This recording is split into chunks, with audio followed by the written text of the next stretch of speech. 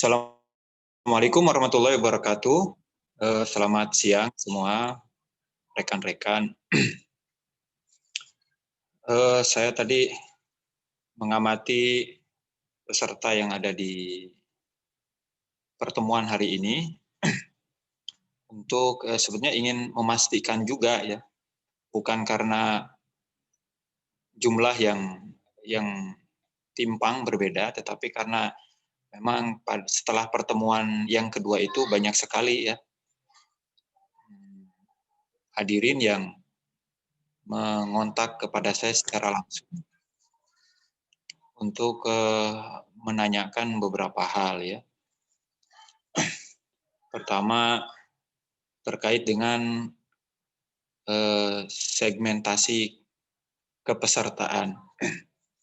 Mengapa yang banyak itu kok perempuan ya, tapi laki-laki sedikit.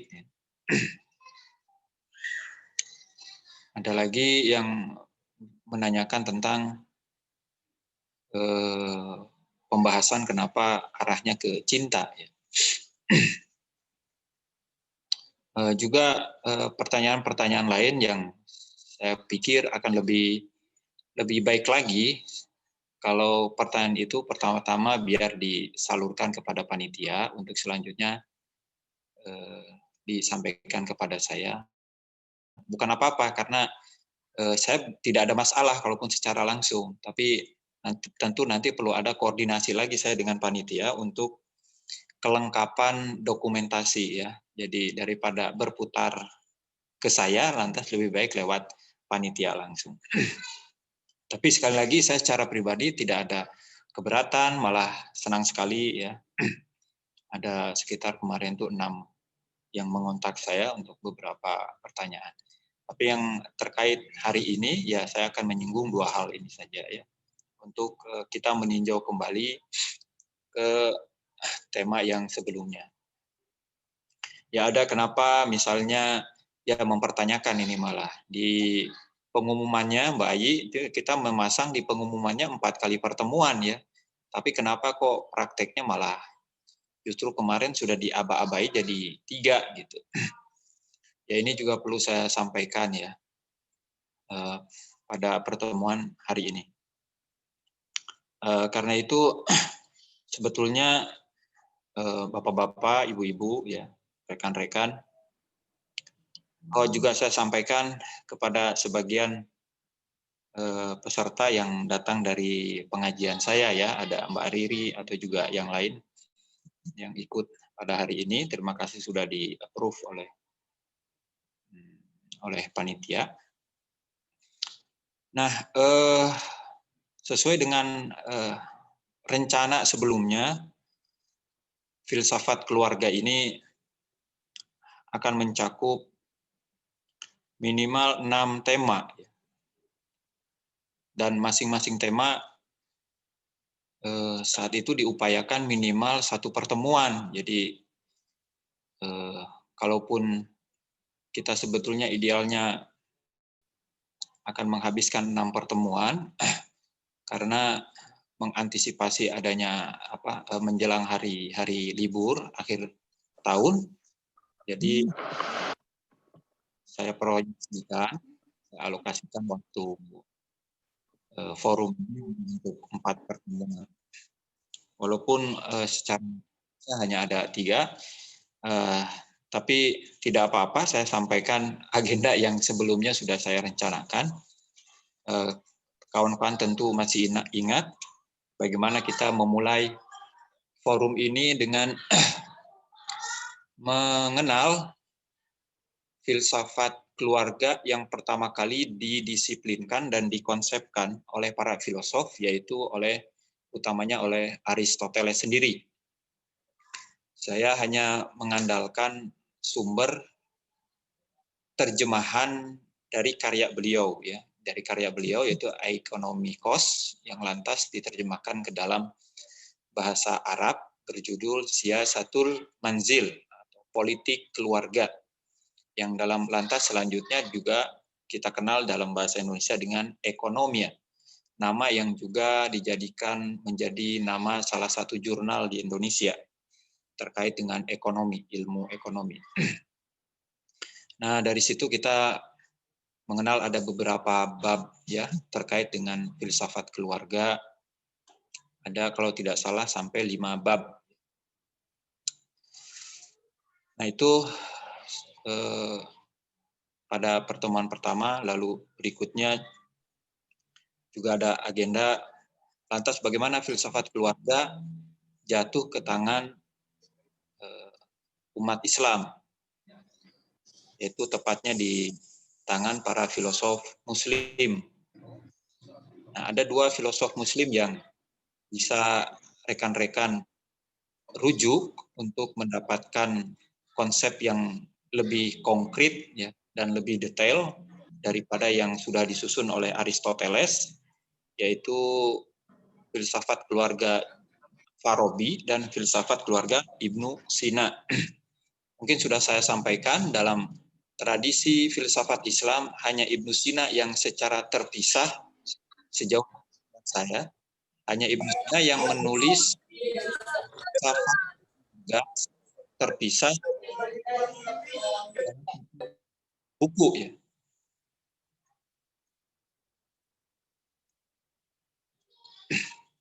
Dengan judul Siyasatul Manzil atau kadang-kadang juga dikenal dengan Siyasatul Ahliyah. Nah, tentu setelah itu juga bisa kita temukan karya-karya tentang filsafat keluarga dari para filosof Muslim yang datang setelah Ibnu Sina hingga abad ke-7 bahkan abad ke-8, yaitu abad ke-7 pada karya-karya Nasiruddin Tusi dan abad ke-8 dalam karya Ibnu Khaldun ya.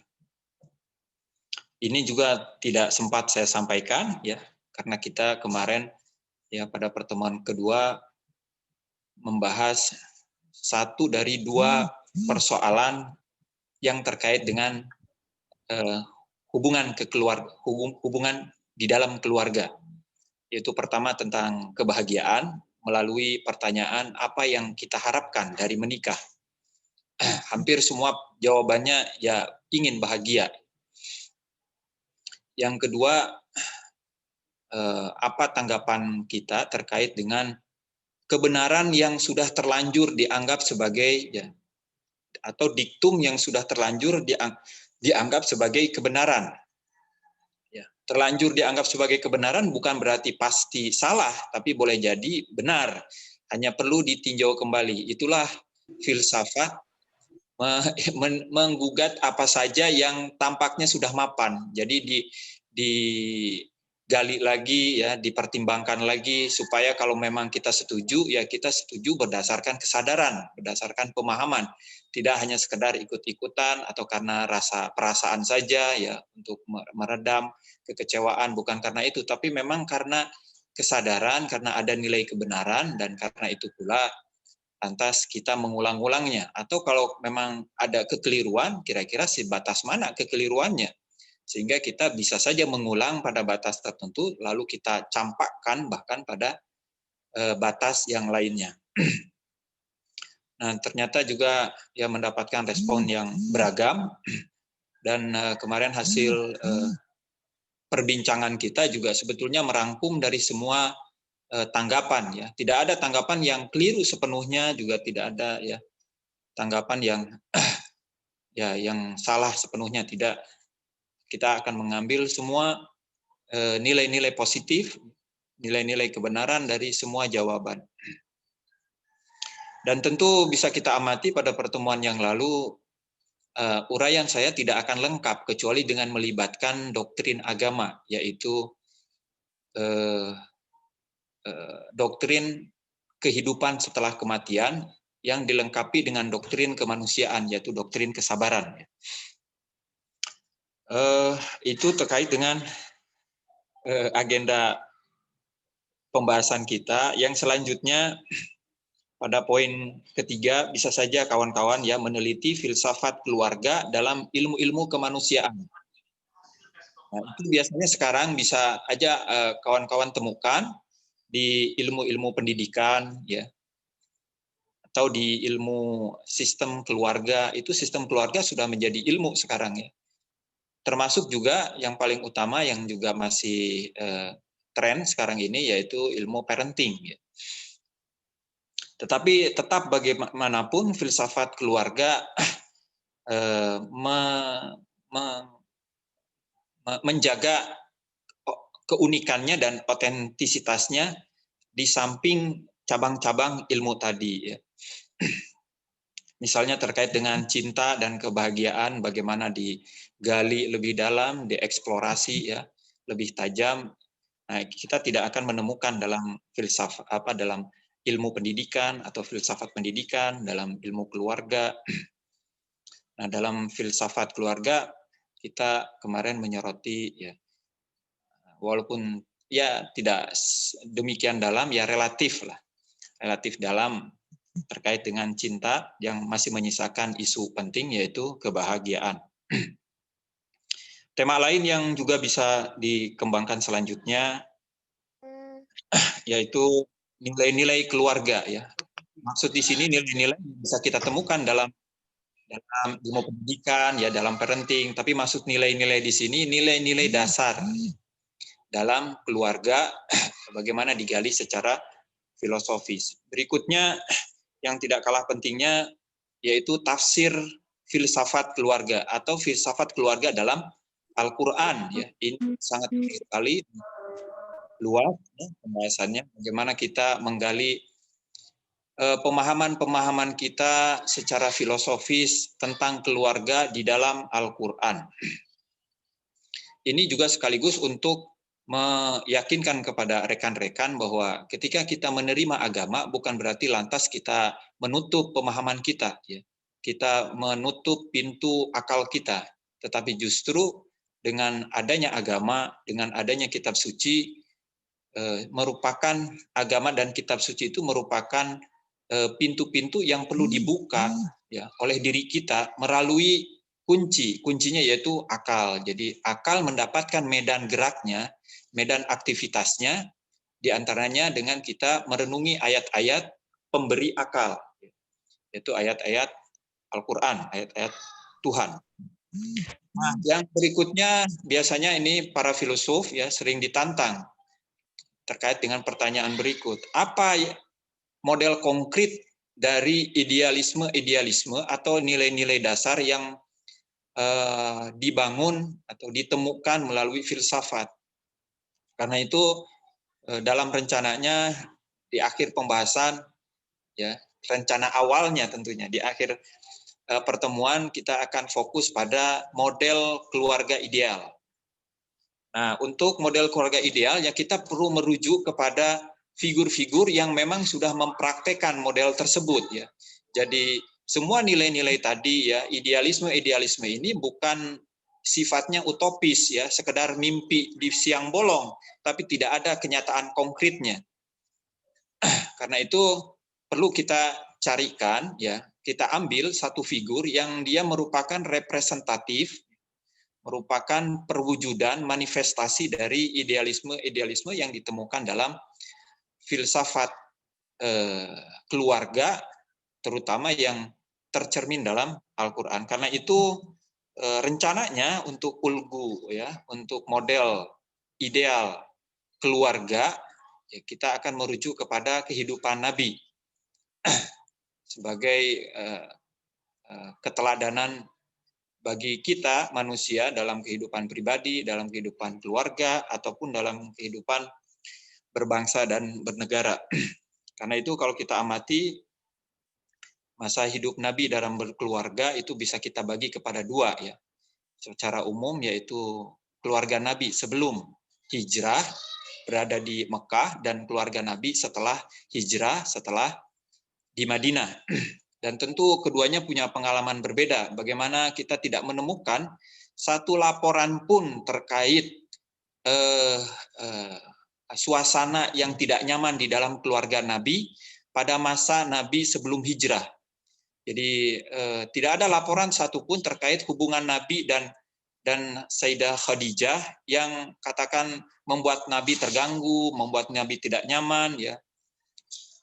Justru malah banyak riwayat-riwayat, laporan-laporan yang menyatakan betapa Nabi begitu nyaman bersama Sayyidah Khadijah. Padahal tantangan dakwah beliau, ya, cobaan beliau dalam menyebarkan Islam begitu berat ketika berada di Mekah. Tetapi ketika sarana penunjang yang memudahkan beliau berdakwah, menyebarkan Islam, dukungan begitu besar dari masyarakat Madinah, sendi-sendi berbangsa dan bernegara Nabi Muhammad bersama para sahabat sudah kokoh, justru kita mendapatkan, ya, laporan-laporan bahkan yang paling otentik dari Al-Quran sendiri bagaimana Nabi merasa terganggu di dalam keluarganya. Dan karena itu pula Al-Quran saya kira salah satu atau satu-satunya referensi yang paling otentik untuk kita mengetahui apa yang terjadi di dalam keluarga Nabi, khususnya hubungan Nabi dengan istri-istri beliau, dan bagaimana bahkan Allah Subhanahu wa taala berintervensi dalam menyelesaikan urusan keluarga Nabi, urusan Nabi dengan istri beliau. Ini menjadi penting. Nah, sayangnya karena waktu tidak ada, jadi sebelum sampai ke figur ideal keluarga, ya tentu kita ingin dulu mengamati bagaimana filsafat keluarga dalam Al-Quran. Dan saya kira sudah bisa diamati pada pertemuan yang lalu beberapa hal yang sudah saya sampaikan yang tentu mengacu kepada Al-Quran. Jadi mohon maaf sekali, pertemuan kita hanya sampai pada hari ini. Ini pun juga tentu hanya akan spesifik, ya. Saya akan hanya membicarakan dua prinsip dasar dalam keluarga. Semoga ini bisa menjadi acuan untuk kita, pertama membina keluarga, ya, mengokohkan keluarga. Lalu yang berikutnya adalah mengawal keluarga kita, ya, baik laki-laki, perempuan, ya, ataupun kita sebagai anak, ya, bisa berkontribusi. Yang berikutnya, kita pada pertemuan yang lalu juga walaupun memang gagal ditampilkan, yaitu pemetaan keluarga, mulai dari membangun keluarga, lalu membina keluarga, lalu mengawal keluarga. Ini tiga hal yang dibedakan oleh para filosof kita terkait dengan keluarga. Filosof sebelumnya seperti Aristoteles, beliau tidak menyinggung tentang membangun keluarga atau menciptakan keluarga. Dari mana memulai dan bagaimana melaksanakan pembangunan tadi. Nah, kalau sudah berdiri kokoh bangunan itu, lalu apa yang harus dilakukan? Disitulah Aristoteles baru terlibat dalam membahas keluarga secara filosofis. Filsafat para filosof Muslim, utamanya Khojeh Nasiruddin At-Tusi abad ke-8 sudah memulai, ya, pembahasan filsafat keluarga, tidak memulai dari mengokohkan, menguatkan, lalu mengawal keluarga, tidak itu, tapi memulai dari membangun keluarga. Karena itu kemarin kita memulainya dari pertanyaan, dari tanggapan kita atas pertanyaan, benarkah bahwa cinta itu tidak saling memiliki atau cinta itu tidak harus bersatu? Itu langkah awal untuk kita membangun keluarga dan sekaligus tentu saja bisa menjadi bekal untuk membina dan mengawal keluarga. Perlu saya tambahkan, yang dimaksud dengan membina itu yaitu nilai-nilai positif apa saja yang bisa menunjang pengokohan, ya, dan penguatan relasi-relasi yang ada dalam keluarga. Relasi antara suami dan istri, relasi antara orang tua dan anak, relasi antara keluarga dan pembantu, ya, lalu relasi dengan tetangga. Nah, adapun mengawal keluarga yaitu faktor-faktor dan nilai-nilai negatif apa yang perlu diwaspadai sehingga kewaspadaan kita bisa mengawal, ya, keluarga kita dari kerentanan, ya, dari tantangan. Nah, ini akan saling melengkapi. Perlu kita ketahui dua faktor positif dan negatif tersebut. Nah, dari pertanyaan kenapa kita membahas tentang cinta, ya, rekan-rekan, hampir semua kita kalau ditanya kenapa kita harus berkeluarga, ya awalnya dari cinta. Ya. Kadang-kadang justru banyak juga orang yang mempertimbangkan untuk memutuskan berkeluarga dengan merasa-rasakan dulu apakah sudah ada cinta atau belum. Jadi kalau tidak ada rasa cinta, dia tidak akan memutuskan untuk mengikat janji, ya, membangun keluarga. Jadi cinta ini penting sekali. Dan kita akan senang tentu saja. Kenapa sih kamu dulu memilih aku, misalnya? Kenapa dulu kamu menyetujui ya tawaran orang tuaku untuk menikah dengan aku? Ya, kalau jawabannya karena aku cinta kamu, itu sangat membahagiakan ya, daripada misalnya ya enggak, aku hanya karena ingin taat kepada orang tua misalnya.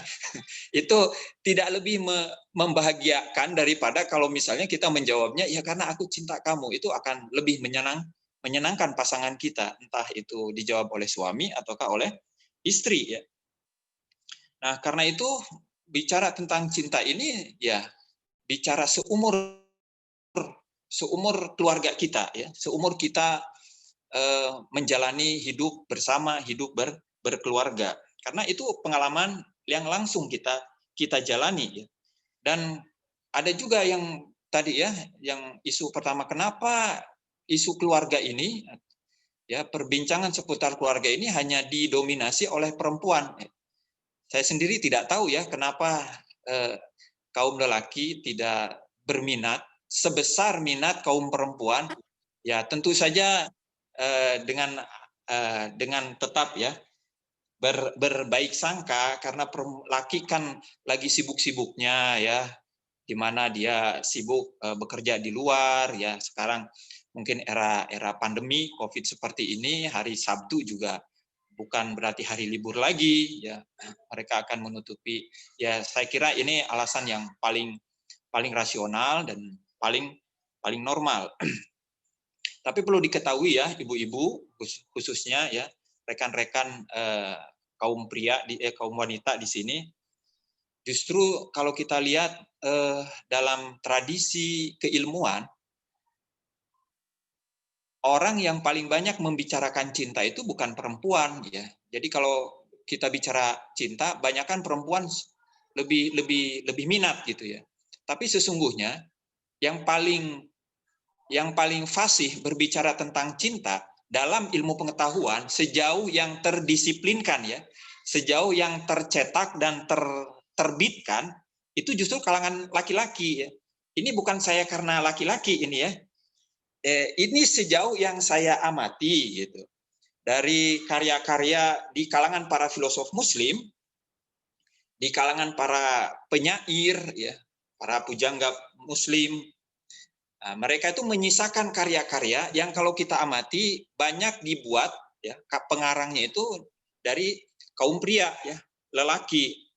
Dan ini juga menjadi kesepakatan para ahli, deskripsi yang paling lembut dan paling detail, paling teliti terkait dengan cinta ada pada kalangan para sufi, para urofa ya, ahli-ahli tasawuf, mereka para wali, itu yang paling mengenal lebih baik, paling teliti dan paling lembut terkait dengan cinta. Mengapa? Karena yang dia cintai bukan cinta yang terbatas, yang dia cintai cinta yang paling tinggi, yaitu Allah Subhanahu wa Ta'ala. Dan dalam sejarah tasawuf tentu banyak ya para sufi perempuan.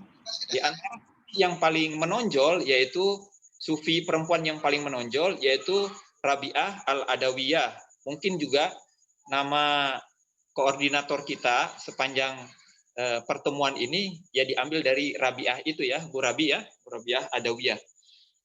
Dan dia dikenal sebagai sufi pertama yang mentransformasi tasawuf yang asalnya cenderung hidup ya atau menekankan eskatisme atau hidup serba zuhud, jadi fokusnya ke cinta. Itu dilakukan oleh seorang perempuan yang bernama Rabi'ah Adawiyah. Jadi kontribusi besar Rabi'ah Adawiyah itu yaitu bagaimana menggeser fokus sufi dari yang serba zuhud ke fokusnya pada cinta.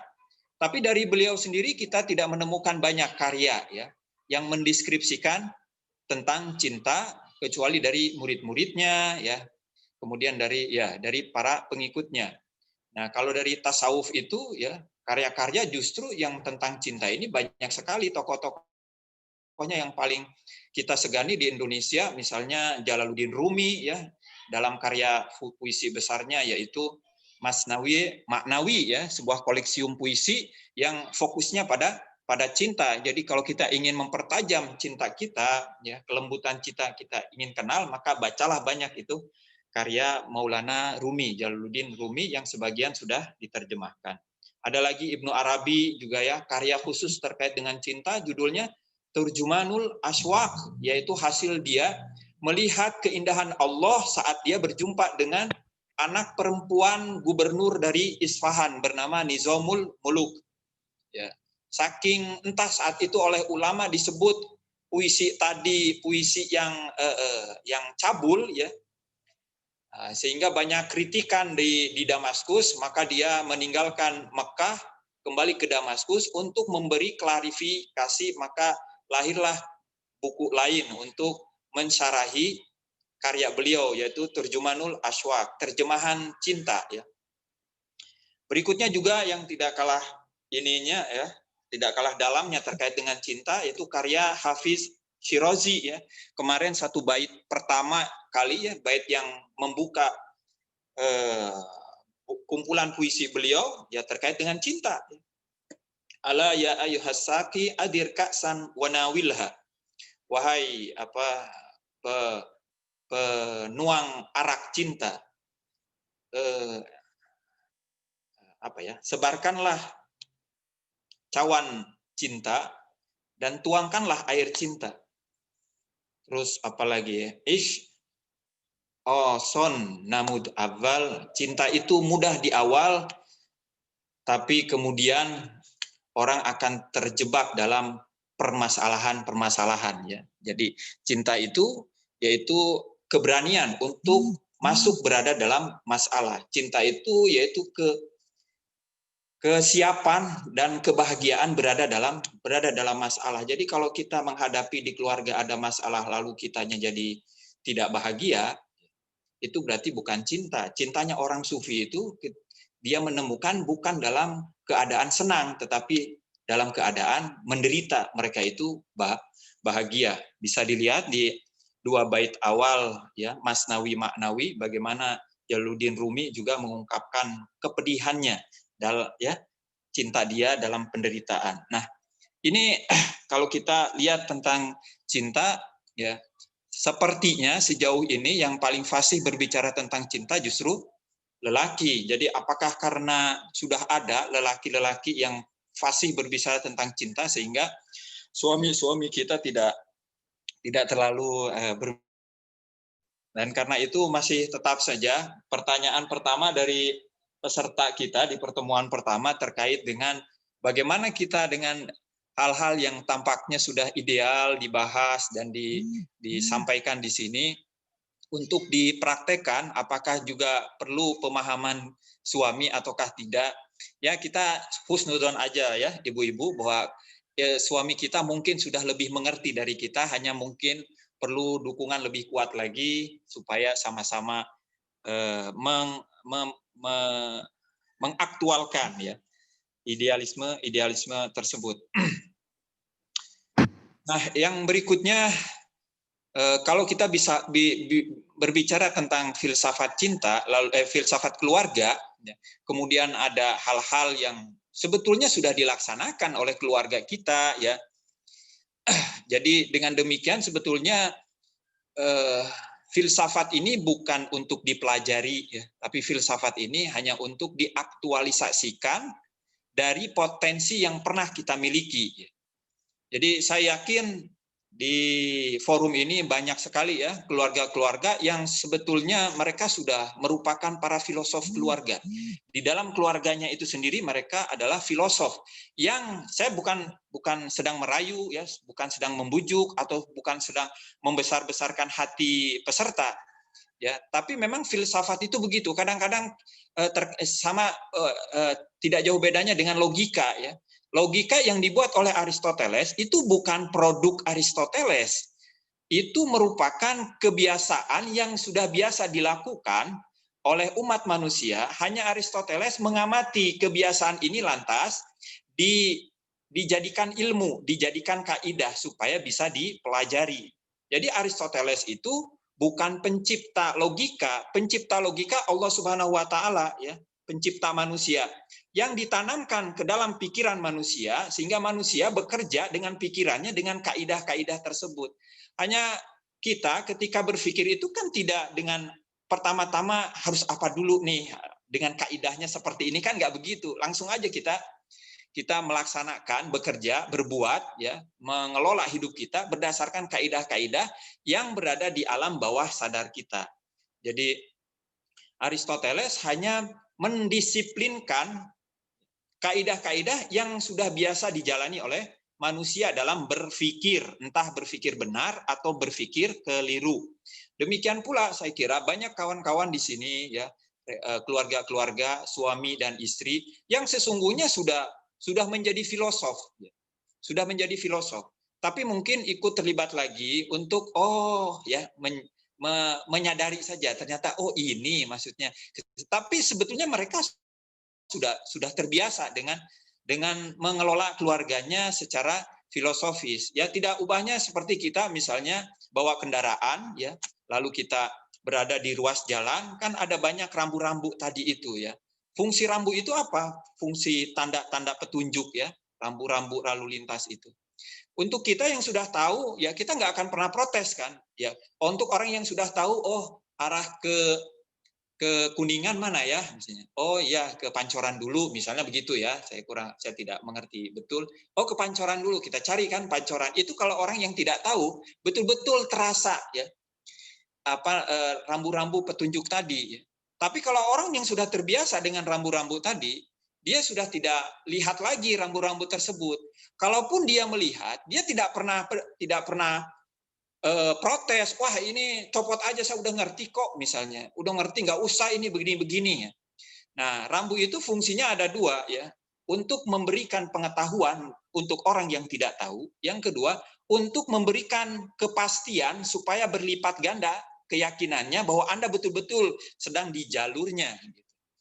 Jadi boleh jadi mungkin ada perubahan arah ya, maka akan diubah itu rambunya, petunjuk-petunjuknya. Tapi selama tidak ada perubahan, maka kita menggunakan logika. Berarti jalur ini sebagaimana yang kemarin karena belum ada perubahan. Selama tidak ada perubahan, maka saya akan bergerak dengan jalur yang kemarin. Sehingga kita tidak akan memprotes. Jalur itu udah rambu-rambu itu nggak berarti lagi karena kita udah tahu nggak begitu ya. Copot aja itu jadi bikin jalan tambah rame misalnya. Kan nggak begitu. Nah, jadi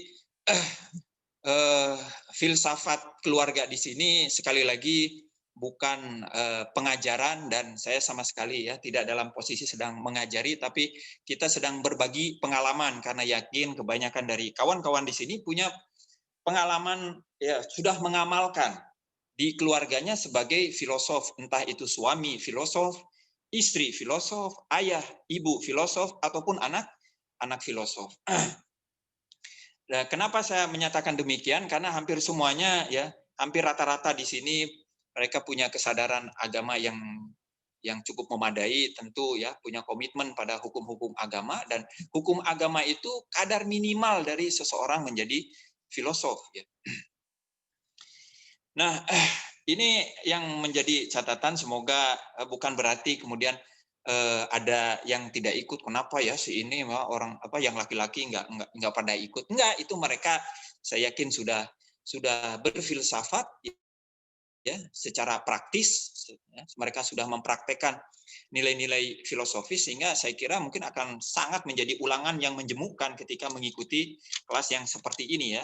Nah, kalau kita masuk ke Al-Qur'an ya supaya yang beragama Islam ini coba fokuslah kepada buku tuntunan kita satu-satunya yaitu Al-Qur'an.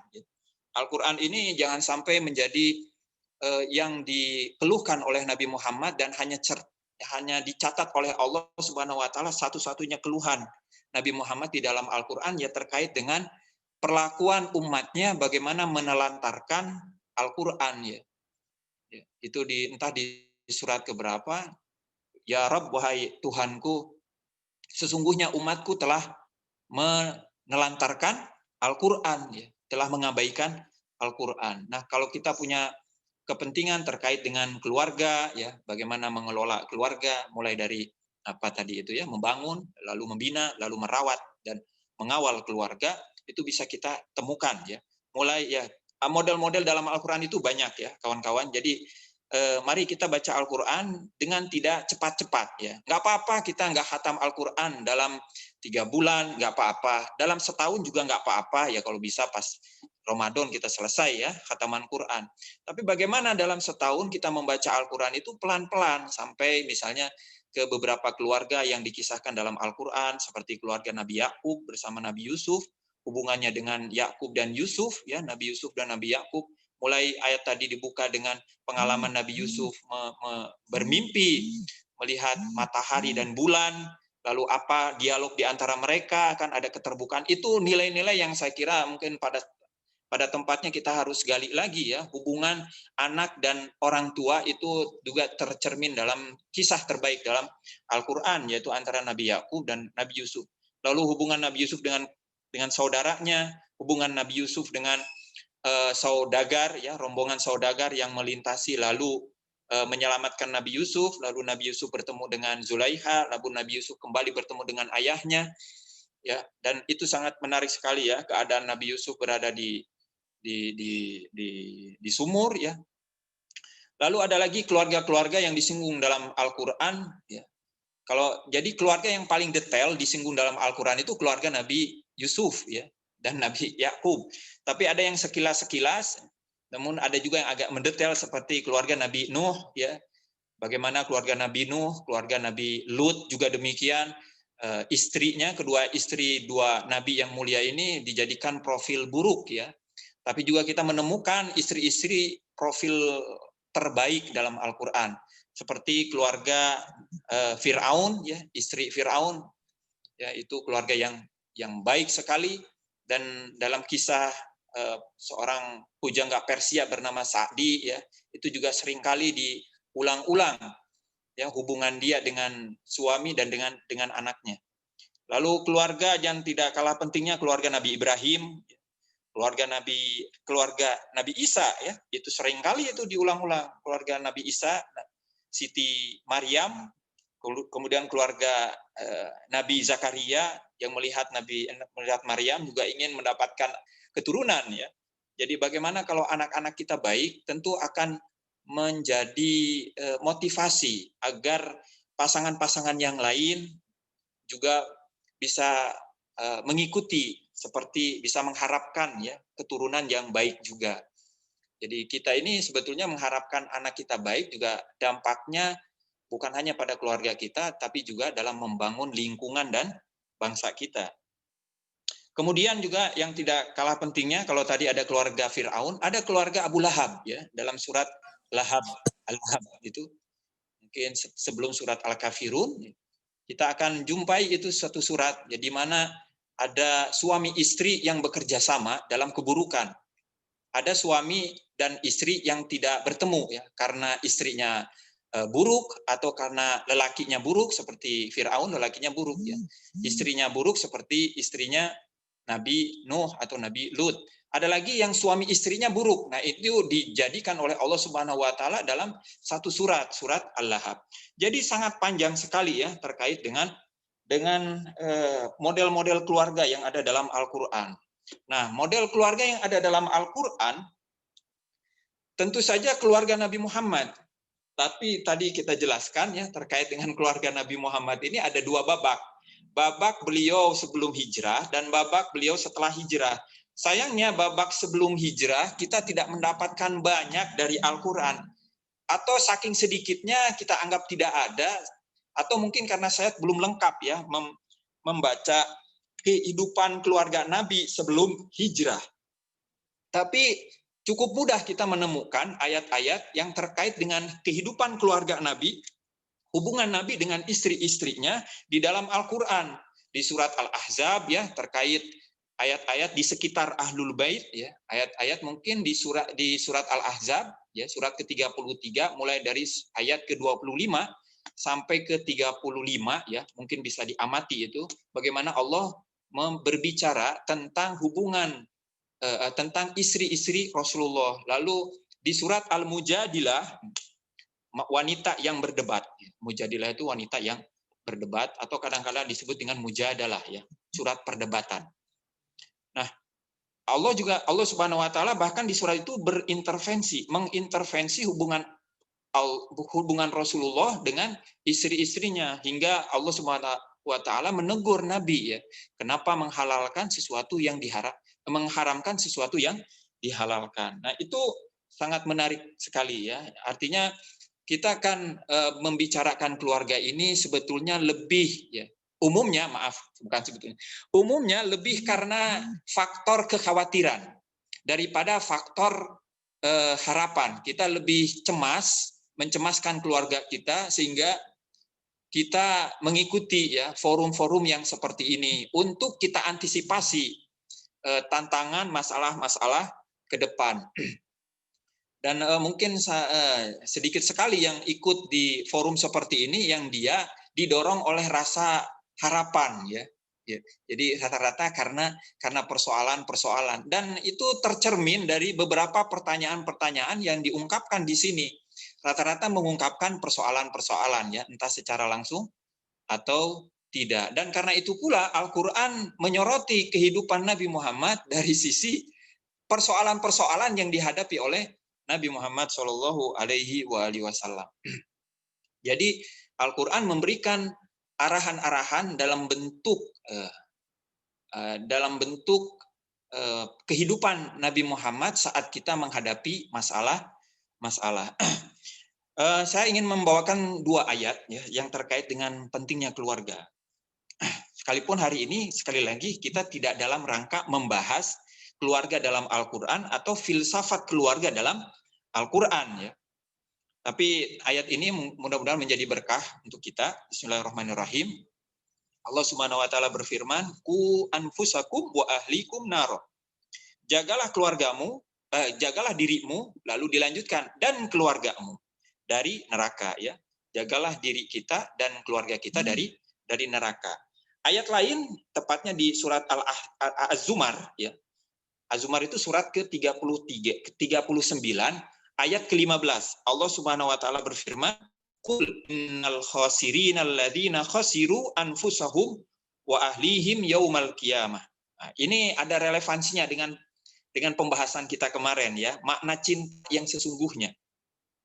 Allah Subhanahu wa taala memerintahkan Nabi Muhammad untuk mengatakan ini ya. Katakanlah wahai Nabi Muhammad, sesungguhnya orang-orang yang merugi adalah orang-orang yang merugikan dirinya sendiri dan merugikan keluarganya pada hari kiamat. Jadi penekanan Al-Quran yang ini itu terkait dengan hari kiamat ya. Kalau kita di dunia ini punya banyak masalah, lalu kita mengambil satu keputusan yang tampaknya merugikan, maka betul-betul keputusan atau solusi ini dinyatakan tampaknya ya, artinya bukan hakikatnya merugikan. Tampaknya merugikan hanya di dunia saja, tetapi di akhirat kita akan mendapatkan kebaikan. Jadi untung rugi itu selayaknya tidak dimaknai hanya sebatas di dunia ini saja. Bahagia dan kebahagiaan dan penderitaan dalam logika Al-Quran, dalam kita berkeluarga, tidak dimaknai yaitu sebelum hari kiamat. Kebahagiaan dan penderitaan itu menjadi berarti dengan arti yang sesungguhnya ketika kita menempatkan diri kita berada di akhirat.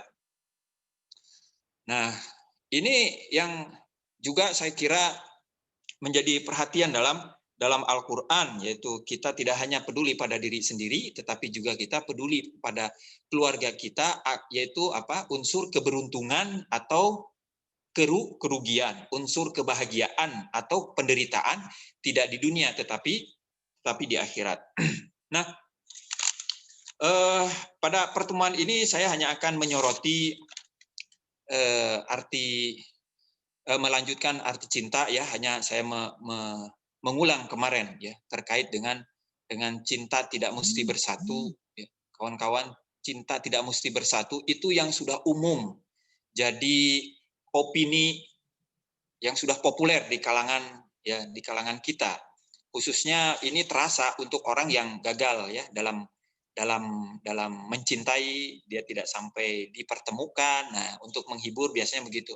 Tapi kalau untuk orang yang berhasil dalam mencintai ya, ini kata-kata ini tidak berarti ya mungkin. Nah, ini kebiasaan para filosof itu ya begitu, menggugat hal-hal yang tampaknya sudah mapan, ya. Tapi dipertanyakan kembali, nah, kita mendapatkan kesimpulan kemarin ya. Jadi kesimpulannya ada dua, cinta tidak mesti bersatu, itu bisa benar, bisa tidak benar. Tergantung kita memaknai cinta. Karena kemarin ada dibagi dua, cinta itu ada cinta sejati, ada cinta palsu, ada cinta abal-abal. Maka bisa kita ulang kembali ya. Opini yang berkembang itu menjadi begini harusnya bunyinya kalau mau lengkap begini. Cinta yang palsu, cinta yang abal-abal tidak mesti bersatu. Nah, ini yang benar. Dan benar juga cinta cinta ya yang keliru yaitu cinta sejati tidak mesti bersatu, ini yang keliru. Maka kalau kita mencari kebenarannya yaitu begini, cinta yang abal-abal, cinta yang palsu adalah cinta yang tidak mesti bersatu. Bahkan boleh jadi tidak harus tidak bersatu. Tapi cinta sejati pasti bersatu. Kita dalam ayat tadi kalau pakai Al-Qur'an ya, kalau pakai ke Al-Qur'an kita ingin supaya kita bahagia bersama keluarga kita, bersama yang kita cintai. Sekali lagi, kita hanya bisa mengisi cinta sejati dan menunggu perjumpaan kita dengan dua syarat. Satu syarat manusiawi, yaitu kesabaran. Yang kedua syarat agama, yaitu percaya pada kehidupan setelah kematian. Orang yang tidak percaya pada kehidupan setelah kematian, dia akan kecewa karena pasti bagaimanapun dia akan kehilangan apa yang dia cintai. Atau dia tidak punya kesabaran, demikian pula dia tidak akan mendapatkan cinta sejatinya. Cinta sejati ada dua kemarinnya sifatnya. Pertama, abadi, kalau abadi itu nggak bisa ditawar-tawar ya, waktunya itu nggak bisa ditawar-tawar. Aku hanya cinta kamu kalau nanti sudah punya anak misalnya. Aku cinta kamu kalau orang tuaku masih ada. Ini nggak bisa begitu ya. Saat kita melangsungkan pernikahan itu juga ada pesan yang tersirat, bukan tersurat ya, bahwa kita akan sehidup semati hidup. Tapi kalau dari awal kita sudah ada memberi kemungkinan besar, kita hanya akan separuh jalan loh ya. Saya kira mungkin dalam melaksanakan akad pernikahan akan ragu-ragu ya. Jadi cinta itu kita ingin cinta yang sejati, cinta yang abadi. Yang kedua, cintanya cinta serakah, cinta yang sepenuh-penuhnya. Karena itu kita juga sekali lagi ketika diajari dalam Al-Quran bahwa konsep kehidupan setelah kematian, yaitu kebangkitan kita bukan hanya dengan ruh, tapi kita dibangkitkan, ruh kita bersama jasad kita. Karena kita ingin berkumpul itu dengan kedua-duanya sebagaimana yang pernah kita kenal. Nah, ada dua, saya mengurut kemarin ya kawan-kawan, ada hukum-hukum keluarga yang esensial. Kenapa kita menjadi keliru dalam menilai terkait dengan cinta tadi tidak harus bertemu, ada yang harus bertemu. Karena kita salah mengidentifikasi mana alat, mana tujuan. Ya. Mana sarana, mana tujuan. Jadi kalau kita menganggap bahwa keluarga kita itu tujuan, ya tentu kita akan kecewa karena kita akan kehilangan keluarga dengan kematiannya. Tapi kalau kita jadikan tujuan itu adalah Allah Subhanahu wa taala, maka kita akan anggap keluarga ini betul-betul bermakna, betul-betul berarti dan betul-betul penting karena ikut menunjang kita untuk mencintai Allah, untuk menjumpai Allah Subhanahu wa taala. Jadi keluarga ini alat ya. Pasangan kita itu alat. Ya. Kalau kita berpikir bahwa istri kita atau suami kita itu adalah puncak kecintaan kita, maka kita sudah menukar tujuan dengan alat, sehingga kita hanya alat itu berarti atau sarana itu berada di jalan, bukan belum mencapai titik akhir. Berarti sebetulnya kita ketika menukar tujuan dengan sarana dengan alat, sebetulnya kita berjalan di tempat, ya, tidak akan mencapai akhir, ya. Itulah nanti sebetulnya mungkin akan bagus sekali kalau suatu saat kita ada sesi bagaimana menggali Al-Qur'an, menggali nilai-nilai keluarga ini dalam Al-Qur'an. Nah, yang kedua, tujuan ini nggak bisa dipertukar gantikan, ya, nggak bisa ditawar-tawar. Tujuan nggak ada alternatifnya. Kita punya satu tujuan saja. Tapi kalau alat itu ada alternatifnya. Orang yang tidak menikah, orang yang tidak berkeluarga, bukan berarti lantas dia tertutup jalannya untuk menjangkau Tuhan, ya, untuk menjumpai Tuhan. Tetapi memang ditekankan dalam agama bahwa cara terbaik untuk menjangkau Tuhan, untuk menjumpai Tuhan, yaitu dengan berkeluarga. Karena itu dalam satu hadis Nabi disebutkan 3 hal yang aku cintai dari dunia. Pertama, wewangian, yaitu parfum. Yang kedua, sholat. Yang ketiga, perempuan, artinya pasangan hidup, ya. Karena Nabi lelaki, ya justru Nabi menggunakannya bahasa yaitu perempuan. Kalau perempuan, ya yaitu lelaki, yaitu suami istri. Yang dicintai dari dunia oleh Nabi Muhammad itu 3 hal tadi. Dunia di sini yaitu sebagai sarana untuk akhirat, ya, bukan dunia dalam pengertian umumnya dunia dalam pengertian agama yaitu mazra'atul akhirah, ladang untuk akhirat. Dan salah satu hadis lagi nih dari Nabi, ya, menarik sekali. Afdolul akhlak hubbun nisa. Sebaik-baiknya akhlak, sebaik-baiknya nilai etika yaitu mencintai pasangan, mencintai istri, mencintai suami. Nah, ini juga ada kaitannya. Jadi kalau sekali lagi tujuan itu tidak bisa digantikan. Kita punya tujuan hanya satu, tujuan hidup kita, yaitu liqaullah, ya, menjumpai Allah Subhanahu wa taala. Sarananya banyak sekali. Hanya sarana yang terbaik yang disampaikan dalam Al-Qur'an yaitu membangun keluarga, ya, menikah dan membangun keluarga. Nah, berikutnya tentang kebahagiaan.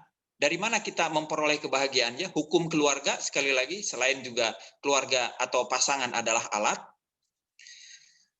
Tujuan utama dari keluarga sebagaimana yang sudah disampaikan oleh rekan-rekan dalam pertanyaan pertama dahulu, yaitu mendapatkan kebahagiaan. Saya agak sedikit malas, ya, berbicara tentang kebahagiaan. Bukan karena apa-apa, karena saya kira kebanyakan rekan-rekan di sini sudah mengikuti sesi yang pernah diselenggarakan oleh ICC terkait dengan filsafat keluarga, ya, pada 2 bulan yang lalu, ya, terkait dengan kebahagiaan. Lalu saya hubungkan dengan filsafat Yunani yang juga dianut dalam filsafat Islam, yaitu dari kebijaksanaan seorang filosof Yunani bernama Solon, ya. Jadi kalau masih membutuhkan, ya, biar nanti saya melihat respon, nanti akan saya cerita ulangkan bagaimana nilai kebahagiaan atau arti kebahagiaan bagi seorang filosof, dan itu bisa membaca sejauh mana apakah kita sudah bahagia di dalam keluarga ataukah tidak. Yang kedua, kita bisa mengukur ekspektasi kita, apakah berlebihan kita menanti kebahagiaan dari pasangan kita ataukah tidak. Yang ketiga, kita bisa mempersiapkan diri kita, apakah kita mau menderita dalam berkeluarga ataukah tidak. Itu kisah Solon sangat berarti untuk 3 poin tadi. Hukum yang keempat yaitu tauhid, yaitu percaya pada Tuhan. Ini sudah saya sampaikan kemarin. Kalau mungkin ada tafsirnya akan lebih menarik lagi, karena di ayat Al-Qur'an disebutkan, ya, berpasangan itu adalah bukti yang menunjukkan kebesaran Allah. Bagaimana itu pembuktian, ya, hubungan pembuktian antara kita mengambil pasangan atau menikah, membangun keluarga, dengan kita bisa membuktikan Tuhan, membuktikan keberadaan Tuhan. Itu di Al-Qur'an ada, ya. Tapi, ya, dari pembahasan kita yang kemarin kita bisa menyimpulkan, kita bisa menjumpai atau mengenal Tuhan ketika Tuhan ditempatkan sebagai tujuan, ya.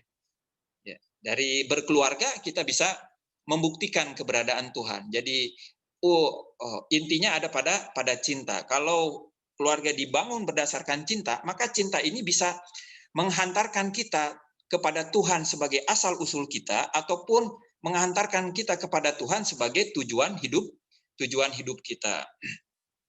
Nah, ini hukum keluarga. Saya tidak ingin terlewatkan, ya, karena mungkin ini pertemuan terakhir. Dua dasar dari hukum ini yaitu ada pada dua hal. Pertama, cinta yang sudah disebutkan tadi, ya. Kalau dalam Al-Qur'an itu bukan hanya cinta, ada rahmat, ya. Mawaddah warahmah. Apa sih bedanya mawaddah? Mawaddah itu cinta, ya. Rahmah itu rahmat. Apa sih bedanya mawaddah dan rahmat? Cinta itu hubungan antar dua orang dalam kondisi normal, ya, dalam kondisi normal. Tetapi rahmat itu hubungan dua orang dalam kondisi tidak normal. Salah satunya tidak normal. Tidak normal itu misalnya dalam kondisi sakit, ya, sudah dalam keadaan lemah. Misalnya istri kita dalam keadaan lemah nih, ya. Ya, harusnya suami terketuk, bukan cintanya, tapi rahmatnya. Cintanya menjadi mengkristal, menjadi rahmat, yaitu membantu istri, ya, yang biasanya cuci pakaian pagi, ya, lalu kemudian memasak, menghidangkan makanan, menyiapkan segala sesuatu untuk dirinya, untuk suami, dan untuk anaknya karena sakit.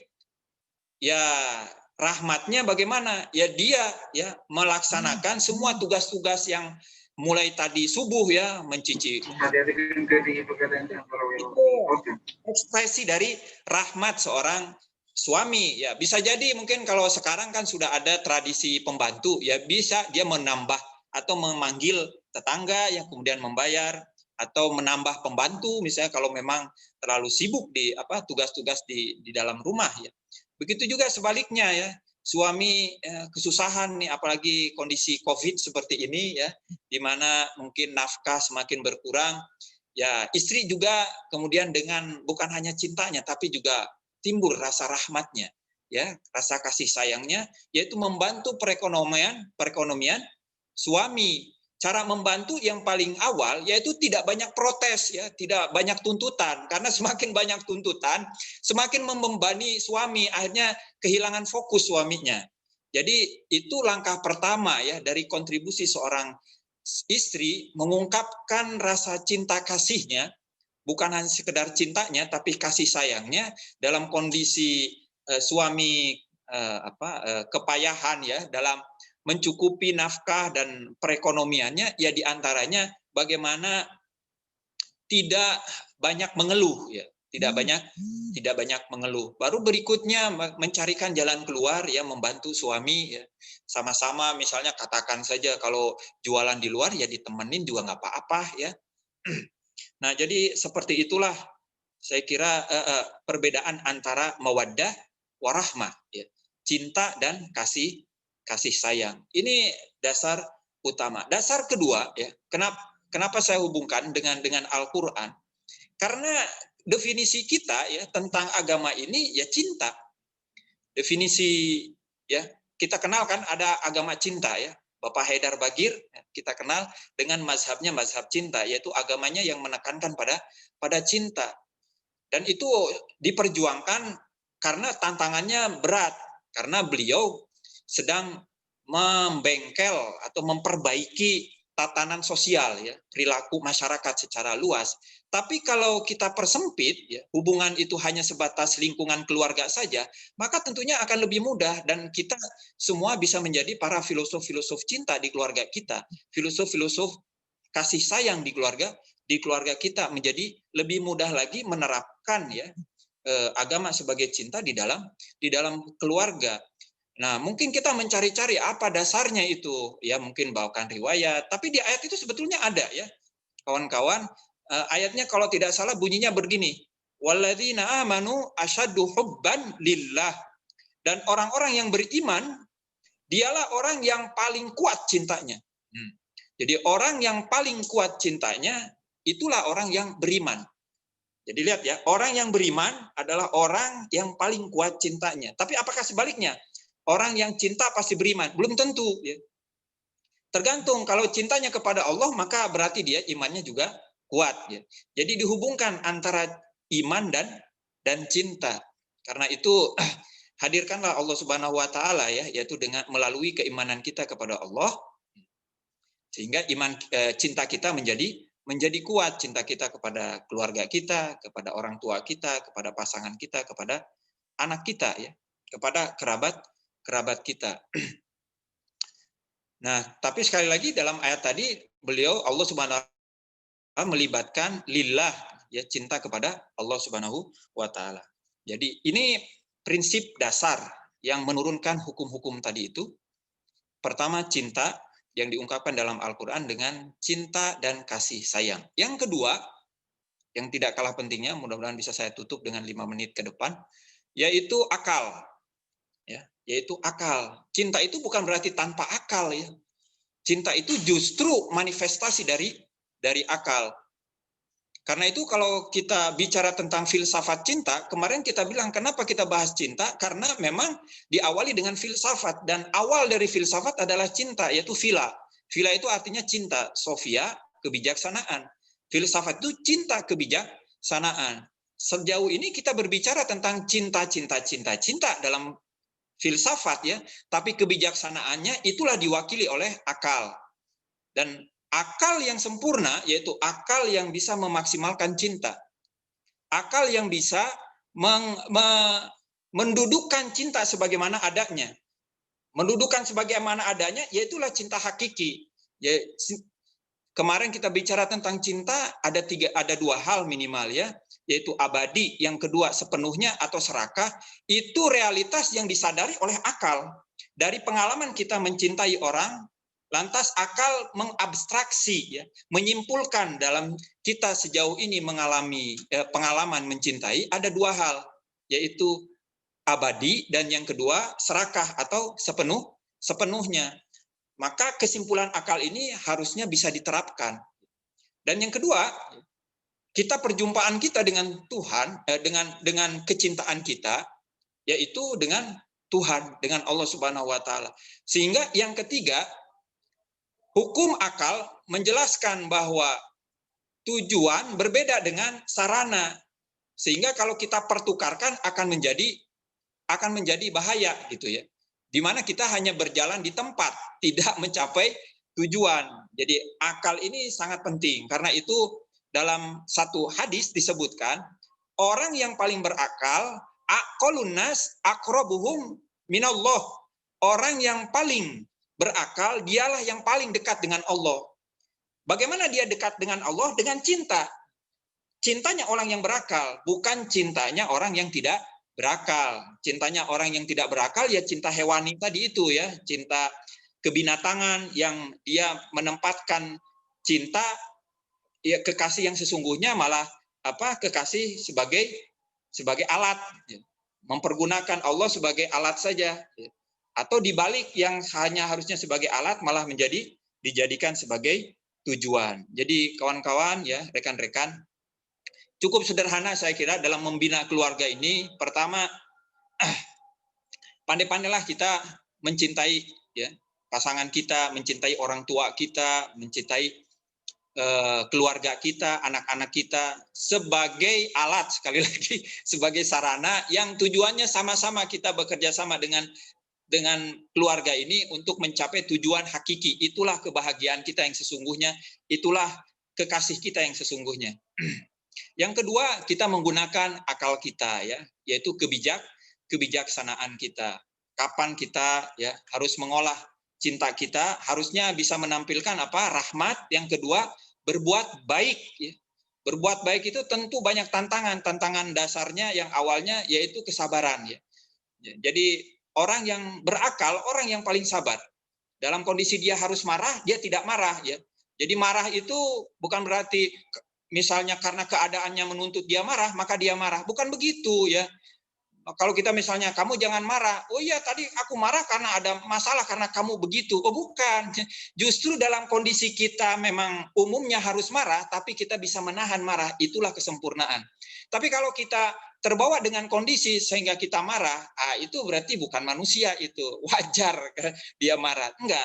Manusia sempurna ketika dalam kondisi dia harus marah, dia tidak marah. Artinya bisa menguasai dirinya. Itu ditandai dengan itu tanda dari kesabaran, ya. Sabar berbuat baik, sabar toleran pada kekurangan, sabar menghadapi masalah. Insya Allah keluarga kita akan menjadi baik. Untuk sementara sekian dulu. Wassalamualaikum warahmatullahi wabarakatuh. Ini azan juga ya.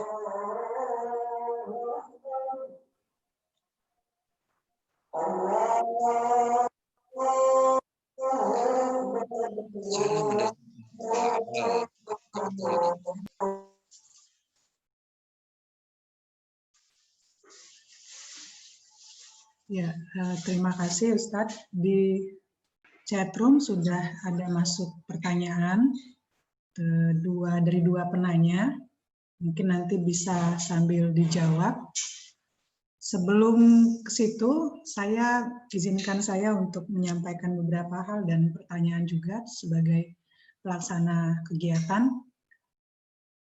Sebagaimana diketahui bahwa latar belakang kita menyelenggarakan rangkaian kajian kelas keluarga di ICC berkaitan dengan adanya kebijakan umum atau rencana strategis bidang keluarga yang kita aplikasi dari rencana strategis bidang keluarga yang ditetapkan oleh Makam Muazzim Rahbar Ayatullah Sayyid Ali Khamenei berkaitan dengan keluarga, di mana bahwa telah terjadi krisis keluarga sekitar 50 tahun belakangan dengan meningkatnya angka perceraian dan berbagai persoalan di bidang keluarga di dunia internasional.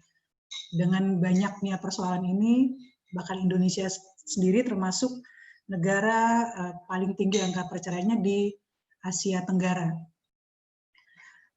Dari rencana strategis tersebut ada 16 rencana strategis yang itu juga menjadi panduan dalam program-program kita.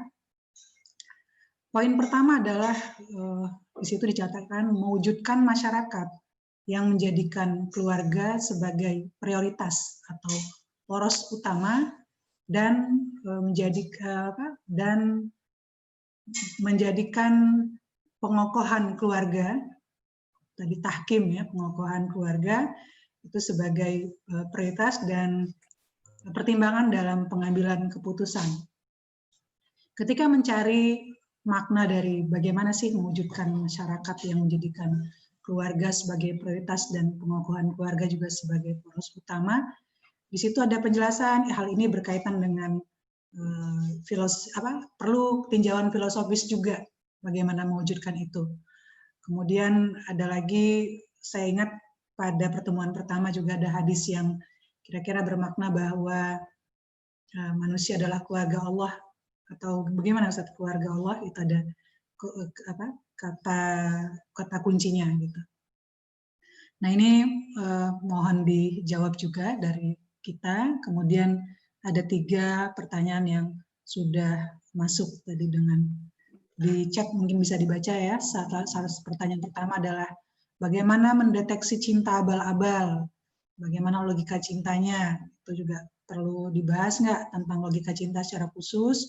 Kemudian tadi itu dikatakan bahwa ada pertanyaan kedua, bagaimana dengan realitasnya cinta itu bagaikan orang gila yang tak bisa dipahami oleh akal. Sementara tadi dikatakan bahwa cinta harus sejalan dengan akal. Kemudian ada pertanyaan yang penasaran dengan cerita kebahagiaan ya. Kita pernah di bulan Oktober kita sudah mengadakan September sama Oktober kita sudah mengadakan pra-family class. Di situ ada 1 sesi tentang filsafat keluarga. Mungkin Ustadz bisa bersedia mereview kembali. Terima kasih Ustadz, silakan.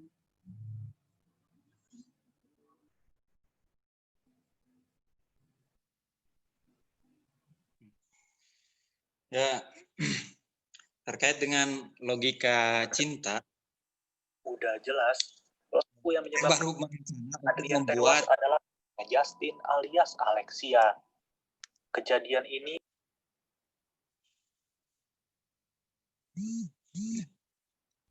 Ya, silakan Ustaz. Ya, jadi terkait pertanyaan tentang cinta, apakah ada logikanya? Maksudnya apakah ada kaidah-kaidah orang mencintai? Itu ada kaidah-kaidahnya, ya. Dan karena itu ini masih rencana, walaupun sistematikanya sudah diperoleh, yaitu konstitusi cinta. Konstitusi ya umumnya konstitusi ya yang mengatur ya. Jadi referensi yang mengatur kita hidup berbangsa dan bernegara. Konstitusi itu juga bisa kita gunakan istilah itu untuk cinta. Bagaimana kita mengatur cinta ya? Kaidah-kaidahnya apa saja? Nah, kalau dalam berpikir akal kita itu ada kaidahnya, yaitu dengan logika, maka hati kita juga ada kaidahnya.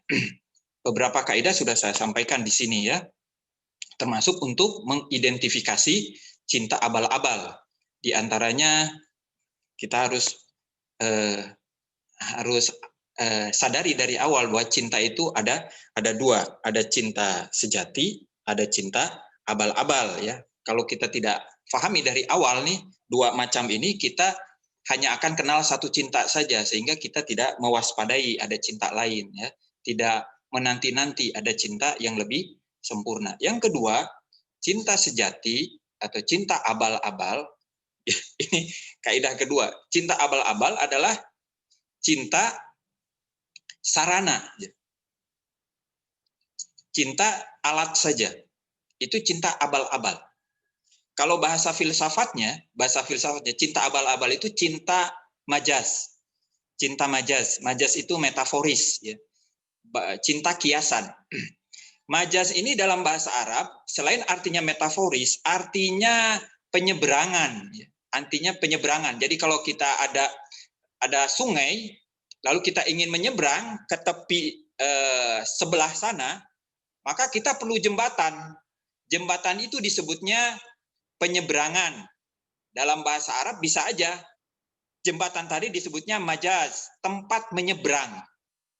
Jadi kalau kita meletakkan suatu cinta kita itu apa? Cinta selain yang hakiki, itu menjadi tujuan, maka sebetulnya kita hanya berada di penyeberangan tadi, tidak pernah kita mencapai tujuan yang kita maksud, yaitu seberang sana. Kita hanya di penyeberangan saja. Ya, kalau kita tanya kamu mau kemana, aku mau ke seberang sana. Tetapi ternyata tujuan dia, karena dia persepsinya seberang sana itu adalah jembatan, maka dia hanya berputar-putar di jembatan itu. Kalau misalnya kita sedang berdiskusi,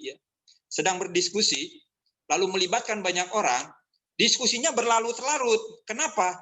Karena karena dia ditanya, kenapa kamu berdiskusi? Ya untuk berdiskusi. Ya dia tidak akan selesai, dia akan terus berdiskusi karena tujuan diskusinya adalah untuk berdiskusi, bukan untuk menghasilkan diskusi. Berunding untuk berunding, bukan berunding untuk damai. Jadi mau damai diperoleh atau tidak, ya, dicapai atau tidak, karena tujuannya dari awal hanya untuk berunding, ya dia berunding terus gitu. Jadi ini kaidah kedua, jangan sampai kita mencampur adukan antara cinta sebagai sarana dan cinta sebagai tujuan. Kaidah ketiga, cinta sejati adalah cinta dengan dua kriteria, yaitu cinta abadi, yang kedua cinta sepenuhnya. Tinggal ini diterapkan aja satu kaidah ini kepada cinta yang kita alami ini, hal-hal yang kita cintai. Mulai dari motor yang baru kita beli, ini ada keluaran baru Yamaha atau Honda gitu ya, kita beli. Nah, tinggal kita lihat kira-kira dalam 2-3 tahun ke depan kita sudah bosan atau tidak. Nah,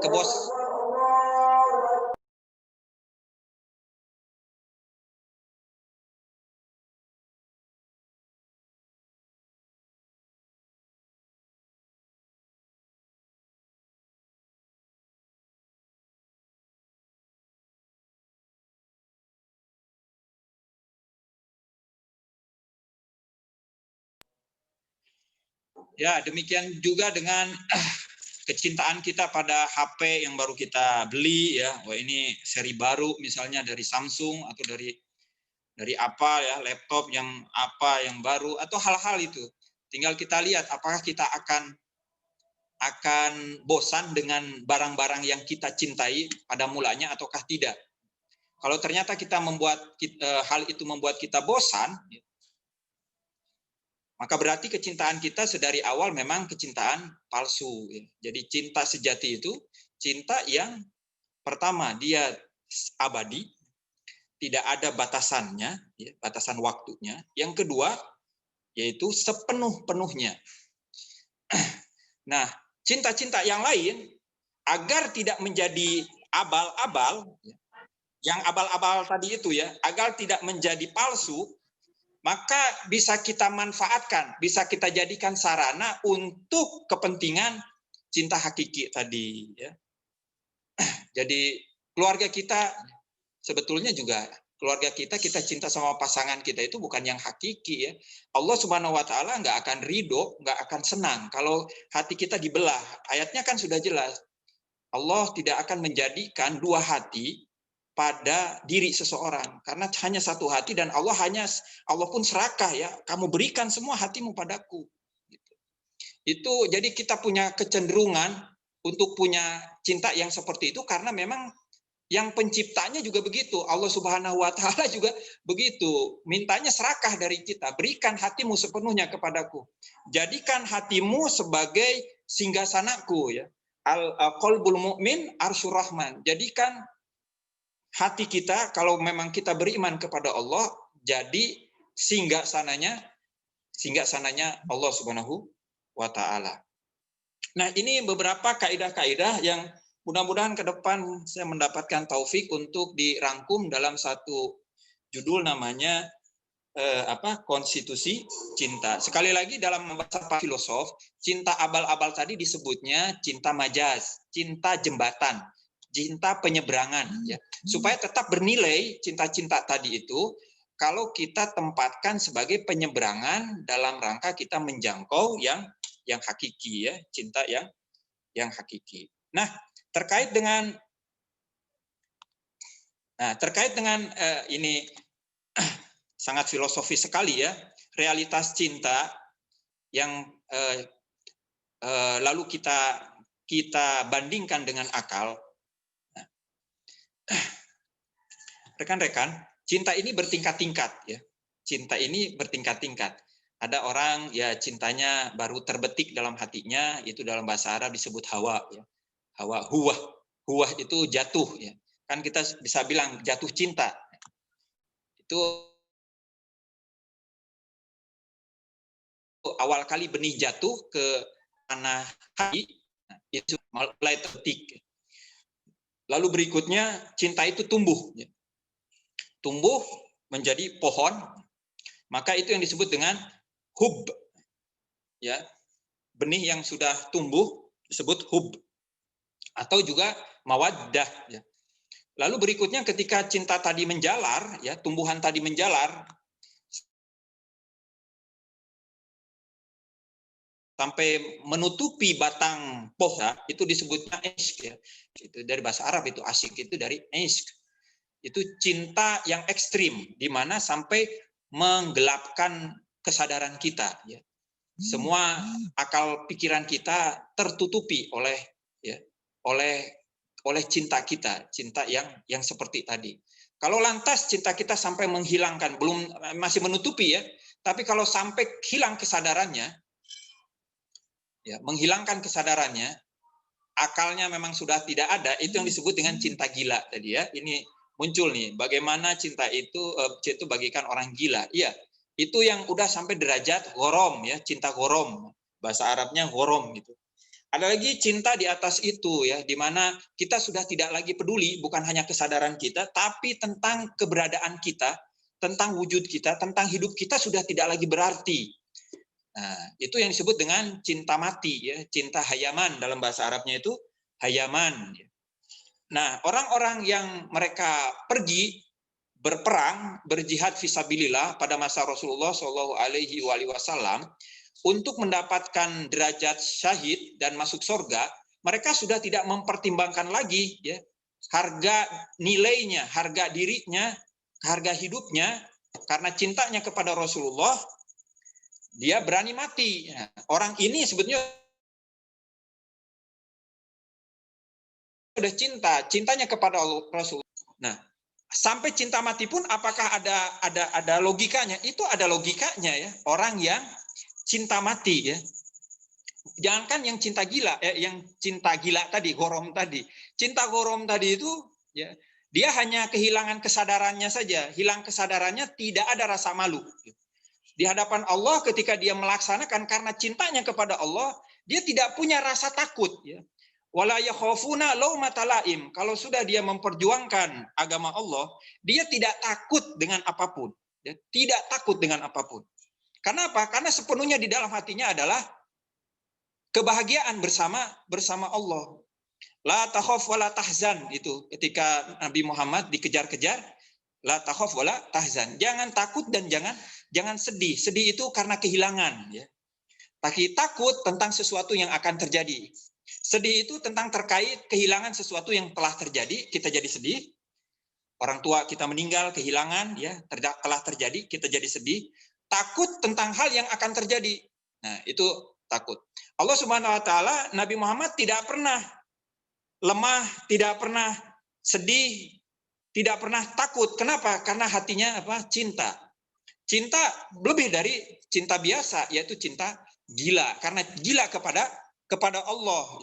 Gila kepada Allah. Jadi orang yang menemukan cinta sejatinya, itulah orang yang paling rasional. Maka dia akan melakukan apapun tanpa rasa takut, tanpa rasa sedih, tanpa rasa lemah, dengan kesadaran rasionalnya. Jadi itu dalam kesadaran rasional, orang yang mencintai Allah, dia akan berbuat apa saja. Dia ketika mematikan dirinya, hidup memutuskan dirinya untuk berjuang di jalan Allah, mengikuti perintah Rasulullah. Ketika Rasulullah, wahai kaum muslimin, keluarlah kalian dan kita galang pasukan untuk berjihad di jalan Allah. Sahabat saat itu terpecah kepada dua ya. Ada yang memutuskan untuk memenuhi panggilan Rasulullah, ada yang memutuskan untuk tidak memenuhi panggilan Rasulullah karena takut, ya sekali lagi karena malas. Disebutkan dalam Al-Quran mereka yang hanya duduk di rumah, yaitu orang munafikin, ya, tidak cinta kepada Rasulullah. Orang munafik itu tidak punya cinta, ya, justru ada kebencian. Tapi kalau orang cinta, dia akan keluar. Cintanya apa? Cinta yang sejati. Ekspresinya bisa berupa gila, ya. Gila itu tidak ada rasa malu dalam melaksanakan hukum Allah, tidak ada rasa malu, tidak ada rasa takut, tidak ada rasa lemah, tidak ada rasa sedih. Semuanya dengan kebahagiaan. Jadi kalau kita bisa menemukan cinta sejati kita, semuanya akan diarahkan untuk kepentingan cinta sejati, maka ekspresi apapun jadi rasional. Ekspresi yang tidak rasional itu kalau kita cinta gila, misalnya kita gila sama orang yang kita cintai ini, sama apa? Sama barang kita. Tergila-gila dia sampai dia mencuri, ya. Mencuri lalu kita belanjakan. Itu cinta yang gilanya gila abal-abal juga, ya. Gilanya gila yang tidak rasional. Jadi ada cinta yang sampai cinta buta, ya. Cinta buta, isik itu cinta buta. Kebutaan yang rasional. Cinta buta, cinta gila, ya. Kegilaan yang rasional. Ada lagi cinta mati, kematian yang rasional. Semua ini menjadi rasional karena dia sudah menemukan cinta hakiki. Tapi kalau cintanya yang bukan hakiki, cinta terkait dengan hal-hal yang menjadi sarana, kita jadikan tujuan, orang menjadi tidak malu, ya. Kalau dia misalnya mengungkapkan cintanya kepada seseorang tidak ada rasa malu. Nah, padahal yang dia bicarakan itu bukan cinta hakiki, kan memalukan itu. Nah, kalau dia tidak ada rasa malu, maka ketidakrasa maluannya itu sebetulnya bukan rasional dan bukan insani. Karena itu cinta yang seperti ini, ya, kegilaan yang seperti ini, kegilaan kebinatangan, ya, kegilaan hewani. Kalau dia buta, butanya adalah buta kebinatangan. Kalau dia mati, astagfirullahaladzim, kematiannya adalah kematian binatang, nggak lebih dari itu. Nah, selanjutnya ini ada permintaan supaya saya menceritakan kisah kisah kebahagiaan para filosof yang diwakili oleh filosof pertama bahkan sebelum Sokrates ya. Dalam sejarah filsafat itu ada filosof-filosof yang datang sebelum Sokrates ya, sebelum Sokrates lahir. Pre-Socratic philosophers ya. Para filosof sebelum Sokrates. Nah, itu mereka kenal di Yunani itu ada 7 di antara mereka kita kenal dengan nama Thales ya. Pasti itu standar nama Thales itu dikenal ya. Yang mengidentifikasi segala sesuatu berasal dari air ya. Nah, kawannya Thales itu bernama Solon. Dan saya kira justru Solon itulah yang memberikan banyak kebijaksanaan pada kita ya. Khususnya terkait dengan persoalan kehidupan. Banyak nilai-nilai kehidupan yang dia sendiri mencoba mempraktekannya lalu membangunnya di negeri Athena berdasarkan prinsip-prinsipnya tadi ya. Solon ini kakeknya Platon ya. Kita dengar kan ada Sokrates, lalu muridnya bernama Plato atau Platon tepatnya. Kemudian murid Platon yaitu Aristoteles. Jadi Platon itu gurunya Aristoteles. Nah, kakeknya Platon itu dari jalur ibu namanya Solon ya. Nah, Solon ini hidup di masa negara yang tiran ya, dikuasai oleh seorang pejabat yang tiran ya, penguasa yang tiran. Kemudian dia berhasil menggantikan dengan dukungan dari beberapa tokoh dan dialah orang yang pertama kali meletakkan sendi-sendi demokrasi. Jadi kalau dalam sejarahnya siapa bapak demokrasi di Athena itu adalah Solon.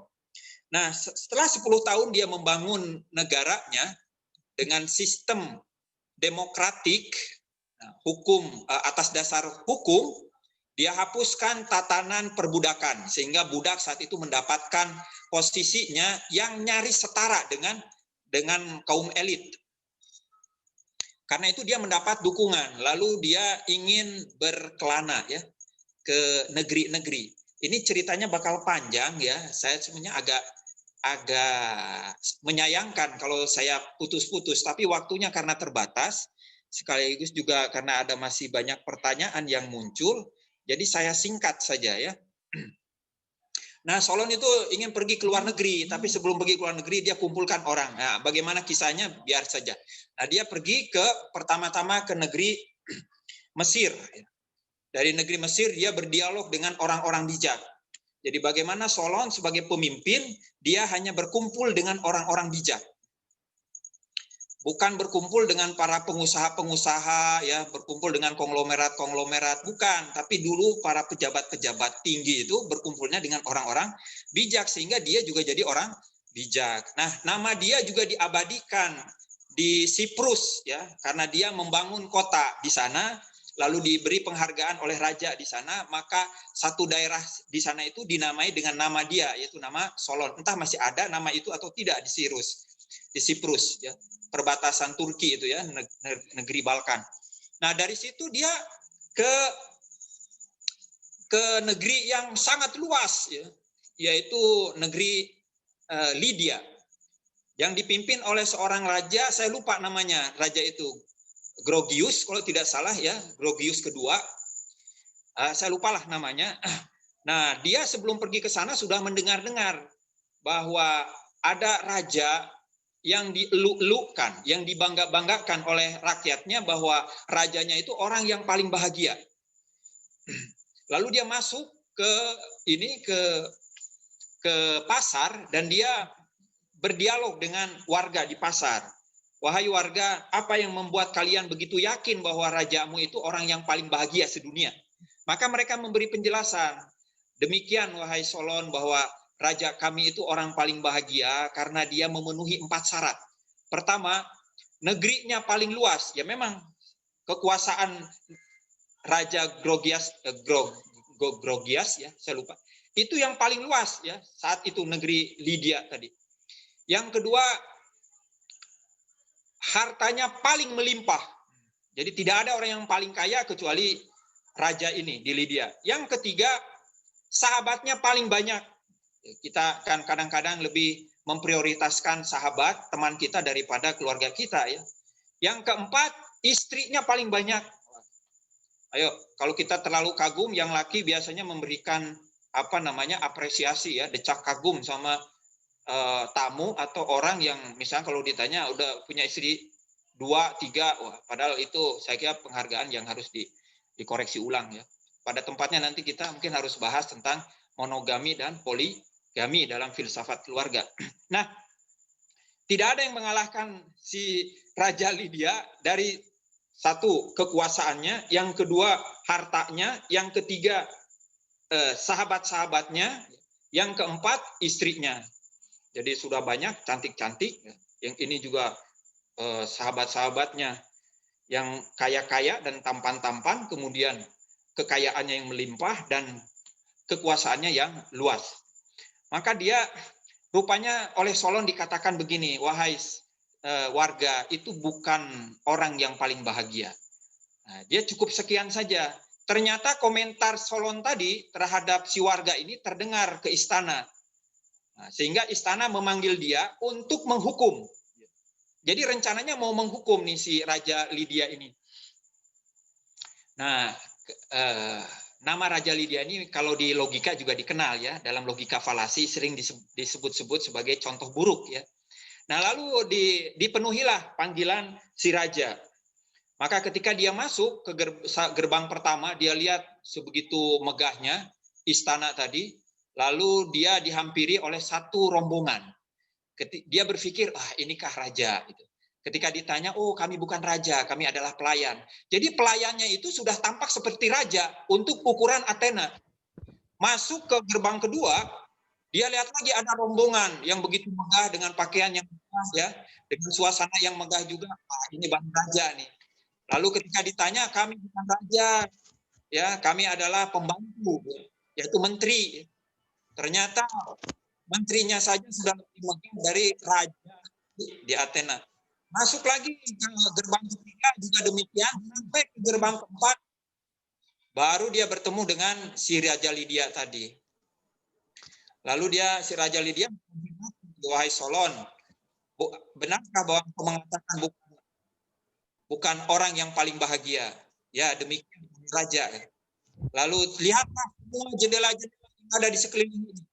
Lalu jendela itu dibukakan, semua kain-kain yang megah itu ya, diperlihatkan di Solon. Hatinya Solon itu merasa terkesima, ya. Dia merasa kagum, tapi dia tahan untuk tetap komitmen bahwa kamu bukan orang yang bahagia. Karena memang keinginan Raja Lydia ingin membuat si Solon ini terkagum-kagum dengan kekayaannya. Dia tidak kagum, membuat si raja jadi geram lagi. Solon, apa yang membuatmu menilai aku bukan orang yang bahagia? Adakah orang yang lebih bahagia dari aku? Maka dijawab oleh Solon, aku datang dari Athena dan aku menjumpai 2 orang yang lebih bahagia dari kamu. Ini tolong diamati ceritanya. Yang satu, seorang keluarga, ini keluarga nih cerita, seorang keluarga yang dipimpin, yang dikepalai, kepala keluarga, yaitu seorang lelaki yang dia mencukupi segenap nafkah keluarganya. Kemudian dia memenuhi panggilan negara untuk berjuang dan dia tinggalkan keluarganya yang bahagia sehingga dia mati di medan pertempuran. Itulah orang yang paling bahagia daripada engkau. Ini ceritanya Solon. Jadi ceritanya Solon itu yaitu cerita para sahabat Nabi sebetulnya ya. Yang dia bagaimana Julaibib kemarin saya ceritakan ya, dia menderita begitu lama ya, membujang. Apa istilahnya itu kalau di kita, menjomblo ya, tidak ada orang yang suka dengan dia, perempuan baik buruk ya. Yang cantik atau yang tidak cantik tidak suka sama dia. Sampai kemudian akhirnya mendapatkan perempuan yang cantik dan dari keluarga yang terpandang di Madinah. Lalu tidak lama kemudian Rasulullah memanggil orang berjihad, dia segera bergabung dengan pasukan Rasulullah dan dia syahid. Nah, ini cerita Solon yang pertama. Tapi Julaibib punya cerita yang lebih yang panjang yang lain ya tempatnya.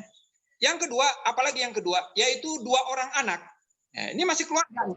Kalau tadi ini sekarang 2 orang anak yang dia ingin membahagiakan ibunya dengan memenuhi keinginan ibunya, yaitu apa? Hadir di pesta rakyat. Yang kebetulan pesta rakyat itu di seberang gunung.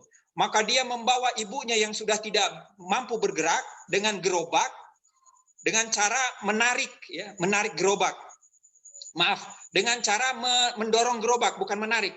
Dua anak tadi mendorong gerobak sampai ke bukit, tapi belum sampai ke bukit untuk menyeberang lalu bergabung dengan pesta rakyat, gerobak tadi mundur sehingga menggilas dua anak tadi sampai meninggal.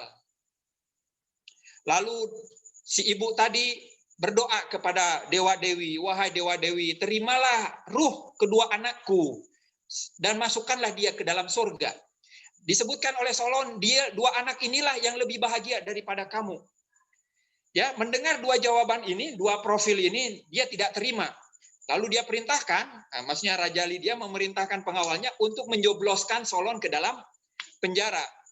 Sebelum diseret, Solon meminta kepada raja untuk menahan diri. Wahai Raja Lydia, sabar sejenak.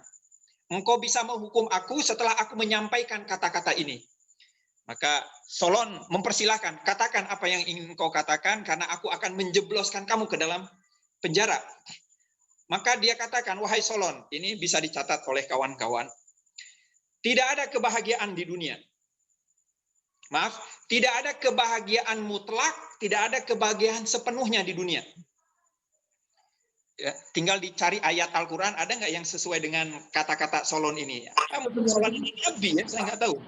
Yang kedua, katanya, orang yang merasa bahagia di dunia, orang yang merasa bahagia, dia sudah merasa bahagia di dunia, sebelum menemui kematian, adalah seorang prajurit yang merayakan kemenangan sebelum pertempuran berakhir. Contoh-contoh yang dibawakan terkait dengan orang yang lebih bahagia daripada Raja Lydia adalah orang-orang yang meninggal. Bagaimana dia meninggal? Yang pertama, meninggal untuk memperjuangkan bangsanya. Agar bangsanya tetap hidup, dia rela berkorban. Satu nyawa menyelamatkan satu bangsa. Itulah orang yang paling bahagia. Tapi disebut bahagia karena dia sudah mati. Oleh Solon ya disebut bahagia. Yang kedua, anak yang mengorbankan hidupnya untuk ibunya. Ini kan keluarga nih, ibu dengan anak, anak dengan ibu. Itulah orang yang lebih bahagia daripada Solon yang kekuasaannya luas, bukan hanya menguasai Indonesia, ini menguasai Nusantara ini, ya. Yang kedua, kekuasaannya luas, ya. Yang kedua tadi itu, ya, hartanya melimpah, bukan hanya sekedar dia punya teman konglomerat, ya, tapi dia sendiri konglomerat di atas maha konglomerat nih. Yang ketiga, sahabatnya banyak, ya. Sahabatnya banyak. Influencer itu kecil itu. Ini banyak sahabat. Yang keempat, ya pasangannya, istrinya banyak juga.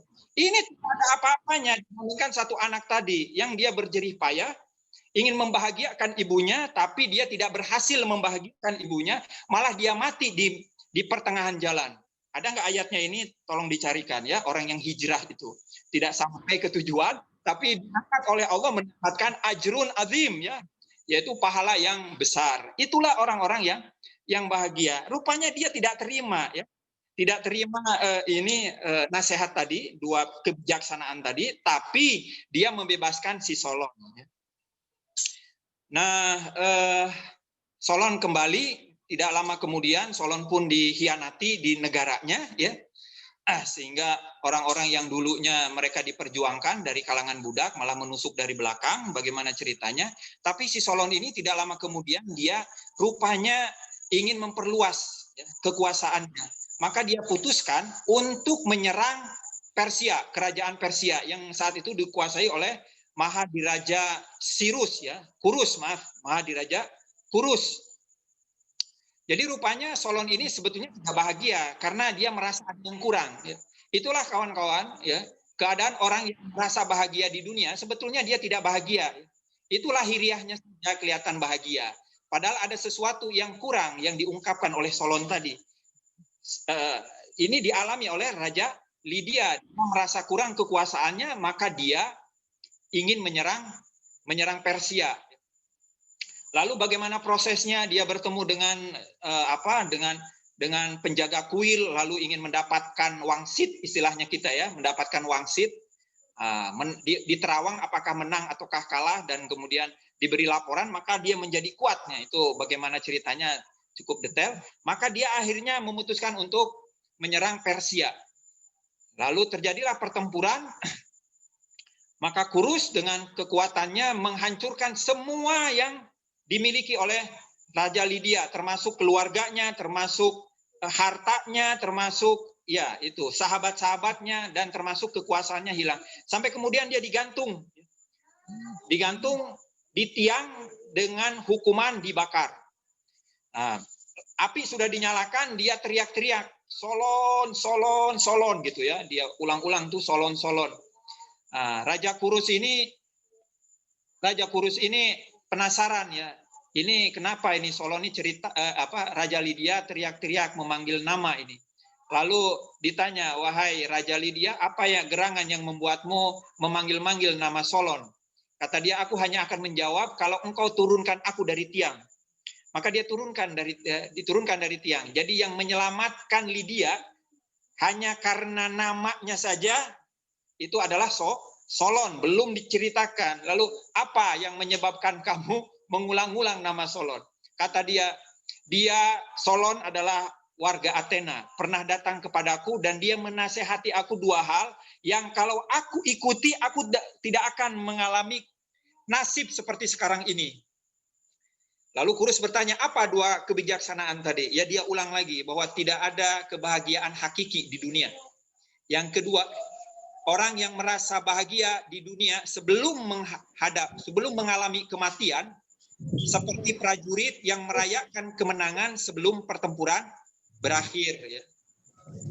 Jadi ini termasuk manusia dungu, kalau ya manusia dungu ya, dia sudah merayakan kemenangan, ya prajurit lalu merayakan kemenangan sementara pertempuran berkecamuk, ya peluru berdesingan, dia sudah sorak-sorai ya. Biasanya kalau sudah merayakan, kita tidak lagi menghadap musuh, kita menghadap kawan-kawan kita. Jadi tidak lagi peduli ya, kita bisa mati lah kena terjangan bedil ya. Karena itu lantas dia diangkat oleh raja, ya, Raja Kurus menjadi penasehatnya. Nah, lalu setelah menjadi penasehat, dia kembali lagi ke negerinya untuk menjumpai si penjaga kuil karena wangsitnya tadi itu ternyata keliru dan lain sebagainya. Itu saya kira bukan jadi pembahasan kita di sini. Nah, ini terkait dengan kebahagiaan atau yang ada hubungannya juga ya dengan kecintaan ya, cinta hakiki. Jadi saya kira tidak begitu jauh penjelasan kita terkait dengan cinta hakiki dan kebahagiaan, konsepnya Solon ya. Jangan pernah kita merasa sudah bahagia yang sesungguhnya ya, bahagia merasa sudah tuntas dengan kebahagiaan ya. Lalu bahkan kita ceritakan ya, kita lalu viralkan kebahagiaan diri kita, keluarga kita, yang boleh jadi mungkin untuk sebagian orang malah lelucon itu ya. Jadi ya, kita juga bertenggang rasa dengan kondisi yang ada sekarang ini, bahwa kebahagiaan kita itu kan masih relatif ya. Dan karena itu kita meminta kepada Allah supaya kita matinya husnul khotimah, bukan su'ul khotimah. Kebahagiaan yang ada sekarang ini jangan-jangan itu hanyalah ujian ya, ujian serius dari Allah Subhanahu wa taala. Kalau kita berhasil ya mudah-mudahan kita mendapatkan rezeki husnul khotimah, kematian kita betul-betul adalah kematian yang baik ya. Disitulah kebahagiaan kita baru bisa kita rasakan. Nah, jadi yakinlah kawan-kawan, apapun kebahagiaan yang kita miliki sekarang bukan yang sesungguhnya. Ya, bukan yang sesungguhnya. Ini tadi nggak sengaja ya, saya bukan menunjukkan kebahagiaan kebahagiaan yang sesungguhnya yaitu setelah kematian. Para sufi pun yang mengklaim bahwa mereka adalah orang yang paling bahagia, itu paling bahagia dalam relasinya dengan orang-orang lain. Tapi pada dirinya sendiri dia sebenarnya orang yang paling menderita. Karena dia yang paling merasakan keterpisahan dengan kekasihnya. Itulah yang diungkapkan dalam bait pertama dari Masnawi Jalaluddin Rumi. Yaitu betapa merintihnya suling yang dia bersenandung karena berpisah. Ajudoi sekoyat mikunat. Dari keterpisahan dia mengeluhkan. Nah, kita sebetulnya dalam keadaan seperti itu ya. Mudah-mudahan ini ya, mudah-mudahan ini hikmah yang bisa kita tangkap. Berikutnya ini sederhana saja. Saya nggak tahu ada waktu masih tidak karena saya jam 4 sudah ada kelas. Jadi saya serahkan kepada panitia apakah akan dilanjutkan atau mungkin ada agenda lagi ya. Silakan. Ya, mohon izin Ustadz, mungkin karena ini pertemuan terakhir dan kita ada grup ya, boleh nanti minta waktunya 1 hari untuk diskusi di grup, menjawab pertanyaan-pertanyaan. Saya akan simpan ini pertanyaan, nanti akan diteruskan di grup. Kalau mau disepakati sekarang misalnya dari peserta, hari Sabtu atau besok misalnya, Ustadznya sendiri bisa punya waktu 1-2 jam untuk masuk grup. Kita akan add ke grup sebentar untuk menjawab beberapa pertanyaan. Kalau mungkin besok ya, besok jadi nggak? Ya, nggak masalah Ustadz. Misalnya kalaupun nggak semua online, jadi pertanyaan-pertanyaan itu dijawab di grup saja. Ini aja Mbak, nanti minta kesepakatan dari peserta. Untuk penentuan waktu ada 2 sehingga saya mendapatkan alternatif. Kalau 3 jam ini ya, kalau tidak hari ini hari sekian ya. Pastinya saya besok bisa karena nggak ada di tempat saya. Oke. Ya, jadi mungkin hari Senin atau hari Selasa ya. Kalau hari malam Rabu saya bisa. Ya. Oke, hari weekday ya Ustaz, hari kerja ya. Insya Allah Senin atau Rabu. Ya, malam Rabu. Malam Rabu, oke, Selasa malam. Insya Allah nanti kita kondisikan di grup ada untuk menjawab beberapa pertanyaan. Ya, waktunya juga sudah cukup. Kami sudah share, ya, sudah share form evaluasi. Nanti kalau nggak bisa dibuka, bisa di grup, di share. Saya juga sampaikan sedikit kepada peserta. ICC punya majalah yang fokus dengan isu keluarga yang sudah mulai diaktifkan lagi. Edisi November dan Desember mulai aktif lagi. Kami memberikan gift kepada peserta di sini, nanti bisa di list di grup, nama-nama dan alamatnya akan dikirimkan dengan catatan ongkos kirim ditanggung oleh penerima. Bagi yang berminat, silakan nanti kita isi list di grup seperti sebelumnya, nama dan alamat. Nanti saya juga akan share covernya dan daftar isinya di grup. Mungkin waktunya sudah tidak cukup lagi, kita akan lanjutkan di forum. Kami beritahukan juga bahwa kepada peserta kita masih punya banyak program-program yang mengajak masyarakat untuk bisa mewujudkan kondisi masyarakat yang menjadikan keluarga sebagai prioritas atau poros utama, termasuk pengokohan keluarga. Tadi juga belum dijawab ya pertanyaan saya dari Ustadz. Kalau masih ada closing statement, silakan Ustadz. Kalau tidak, kita akan tutup pertemuan ini.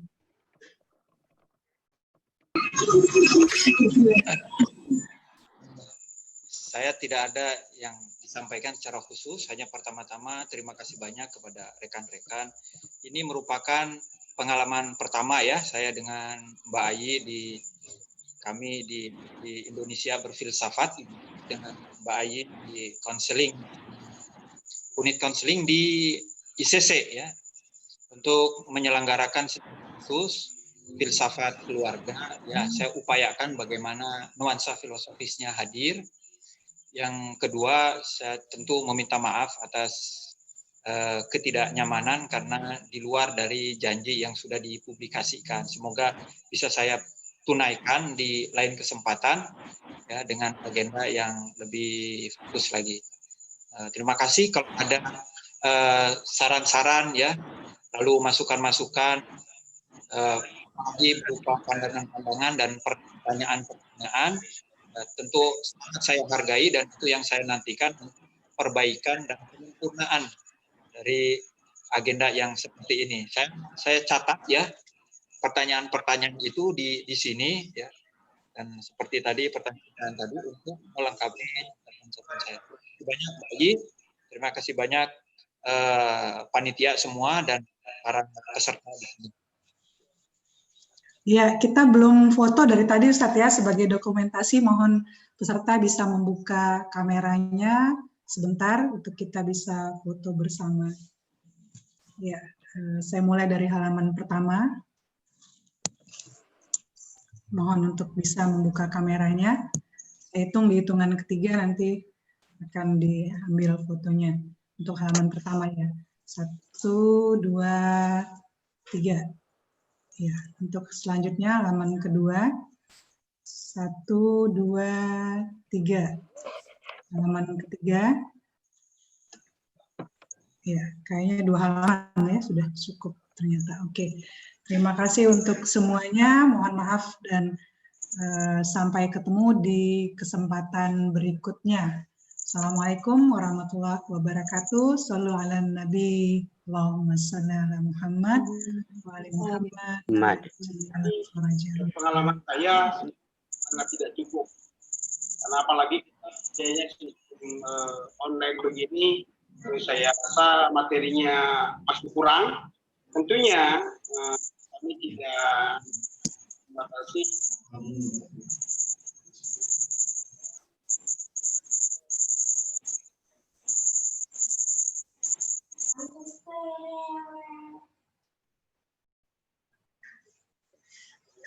Ya, peserta bisa meninggalkan room, silakan, dan saya izin untuk menutup ruangan rapat ini. Terima kasih.